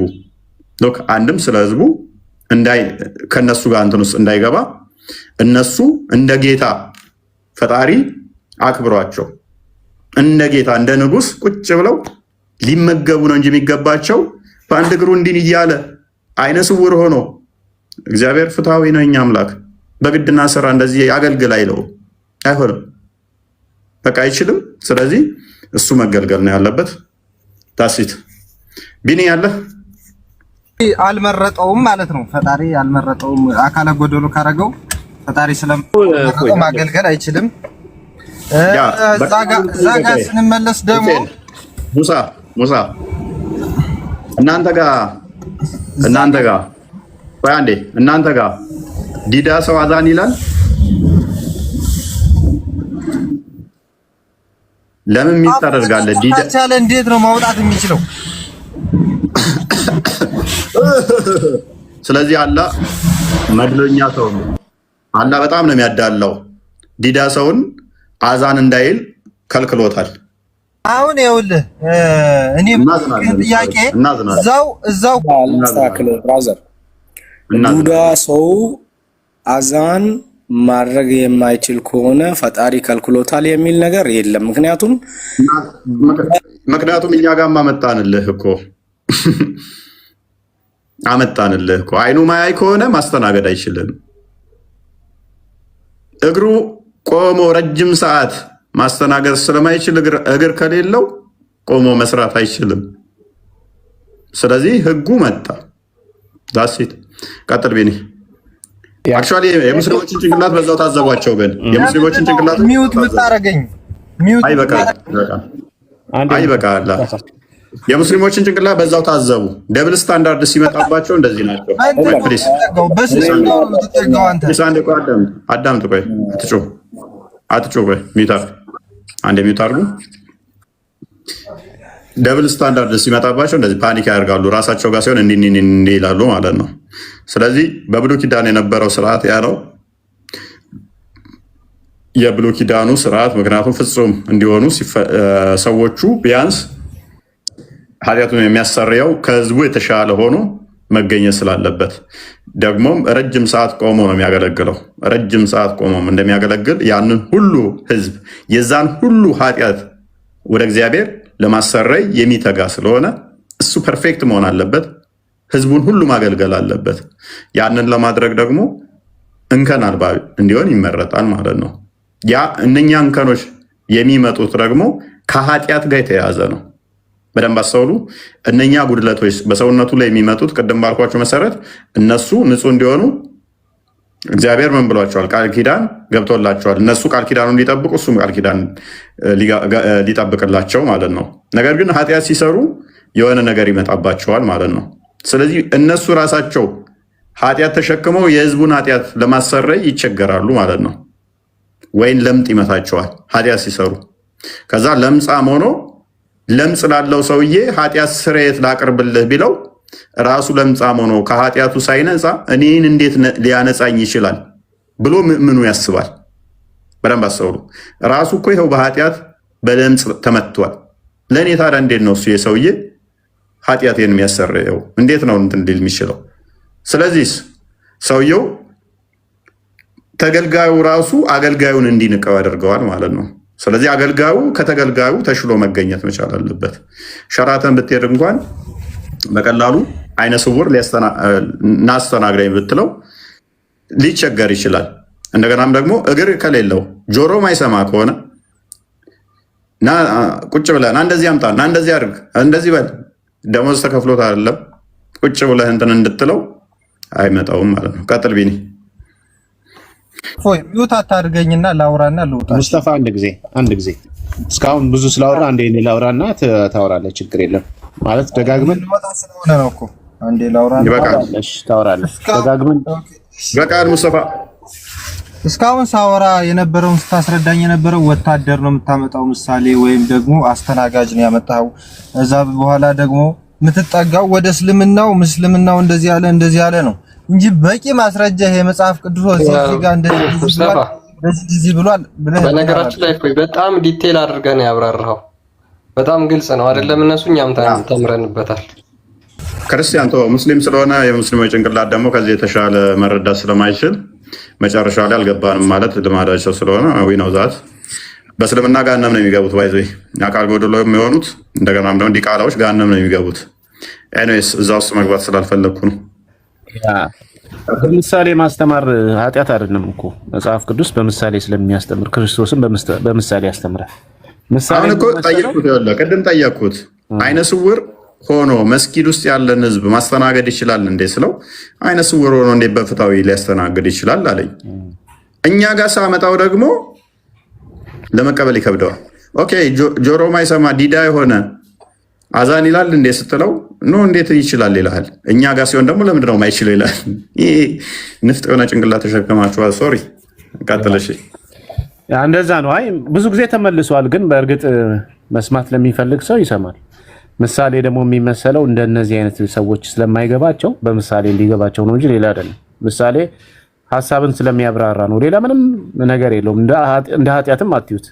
ከዛ በተረፈ እንግዲህ እነዚህ ሰዎች አንደኛ ለክህነት አገልግሎት ነው አጠቃላይ እየተነገረ ያለው። ከአሮን ወይም ከሌዊ ወገን ሲሆኑ ቤተ መቅደስ ገብተው በሚያገለግሉበት ሰዓት ላይ እንዲህ አይነት ሰዎች ገብተው ያገልግሉ የሚል ህግ ነው የተሰጠው። ያን ህግ መፈጸም አለባቸው። ከእግዚአብሔርም አንጻር አይደለም ከሰዎች አንጻር ነው። ባይዘው እግዚአብሔር የሚጸየፈው ማንም የለም፣ ሰው ግን ስለሚጸየፍ። ለምሳሌ አይኑ ሞጭማጫ አይኑ ላይ የሆነ ነገር እያለ የእግዚአብሔርን ቁርባን የሚያቀርብ ከሆነ ትበላለህ? አትበላም። ሆቴል ገብተህ አይኑ የሞጨሞጨ ንፍጡን የሚያንተን የሚል ሰው ምግብ ቢያቀርብልህ ትበላለህ? አትበላም። ስለዚህ እነዚህ ሰዎች የእግዚአብሔርን ቁርባን የሚያቀርቡ ናቸው። ያ ቁርባን ደግሞ ምሳሌ ነው፣ ለክርስቶስ ሊመጣ ላለው አማኑኤል ሆኖ ለክርስቶስ ምሳሌ ሆኖ ሲያገለግል የነበረ ነው። ስለዚህ ያ ነገር እግዚአብሔር እንዲቀር አልፈልግም፣ በአማናዊ በክርስቶስ ስጋና ደም ስለሚተካ ማለት ነው። ስለዚህ እነዚህ ሰዎች እንዴት ነው የሚያቀርቡት ለሰው? እንዴ ቋቁቻ ያለበት ሰው ከክ ያለበት ሰው ከኩን እያከከ ምግብ ብላ ቢላ አትበላም። ኦኬ በቤተ መቅደስ ውስጥ ይሄ ዝግጅት ስላለ ስለሚያዘጋጁ እና ሰው ስለሚጸየፍ ከዛ አንፃር እንደዚህ አይነት ሰዎች መግባት የለባቸውም ነው። አንድም እሱ ነው፣ አንድም ደግሞ የክርስቶስ ምሳሌ ናቸው። ሊቀ ካህናት ስለ ሊቀ ካህናትና ስለ ካህናት ነው የሚናገር። የቤተ መቅደስ አገልግሎት ላይ ምሳሌ ስለሆኑ ነውር የሌለባቸው ሊሆኑ ግድ ነው። ምክንያቱም ሊመጣ ያለው ክርስቶስ ነውር የሌለበት ከኃጢአት የነጻ ንጹህ ነውና።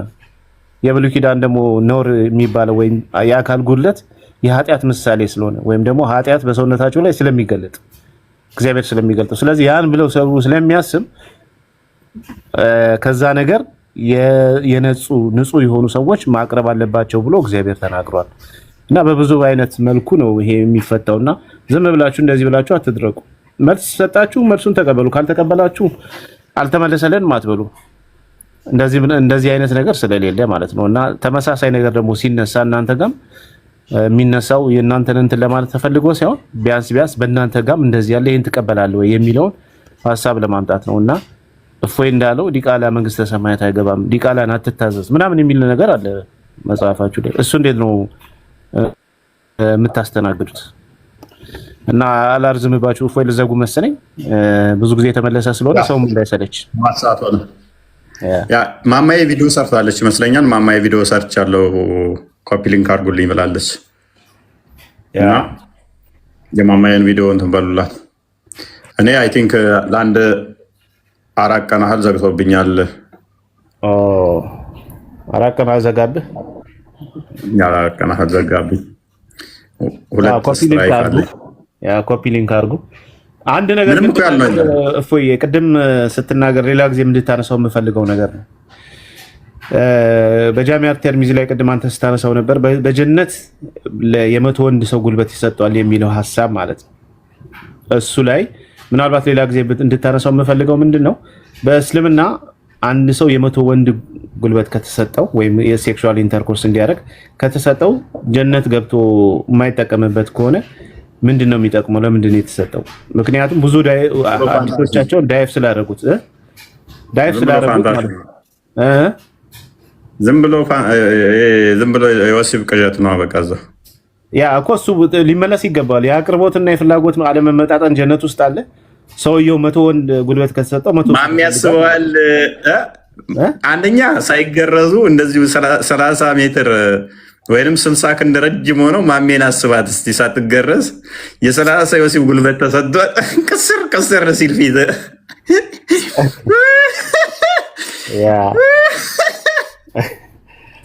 እሱን እንኳን እሺ እንተውና ግን አቅርቦትና ፍላጎት ያይመጣጠንም ጀነት ውስጥ ልክ ምድር ላይ ለምሳሌ ፍላጎትና አቅርቦት እንደማይመጣጠነው የሰው ፍላጎት ብዙ ነው፣ አቅርቦቱ ግን ትንሽ ነው።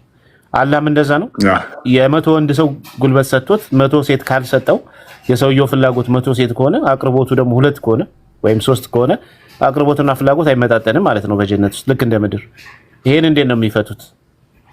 ከአንዷ ጋር ተጣብቆ 70 ዓመት ይቆያል የሚል እኮ አለ። ይሄ ደግሞ ሌላ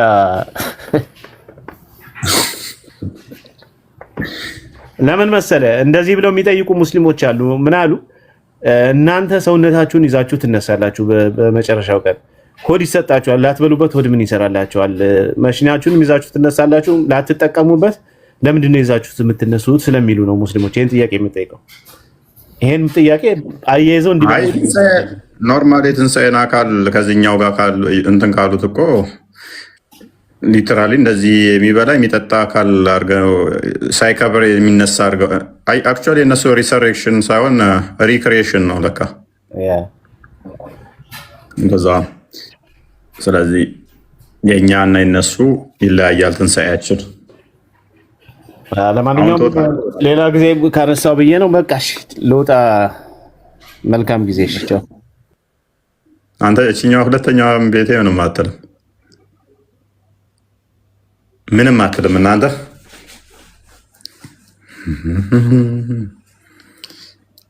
ስራቸውን ይስጣቸው።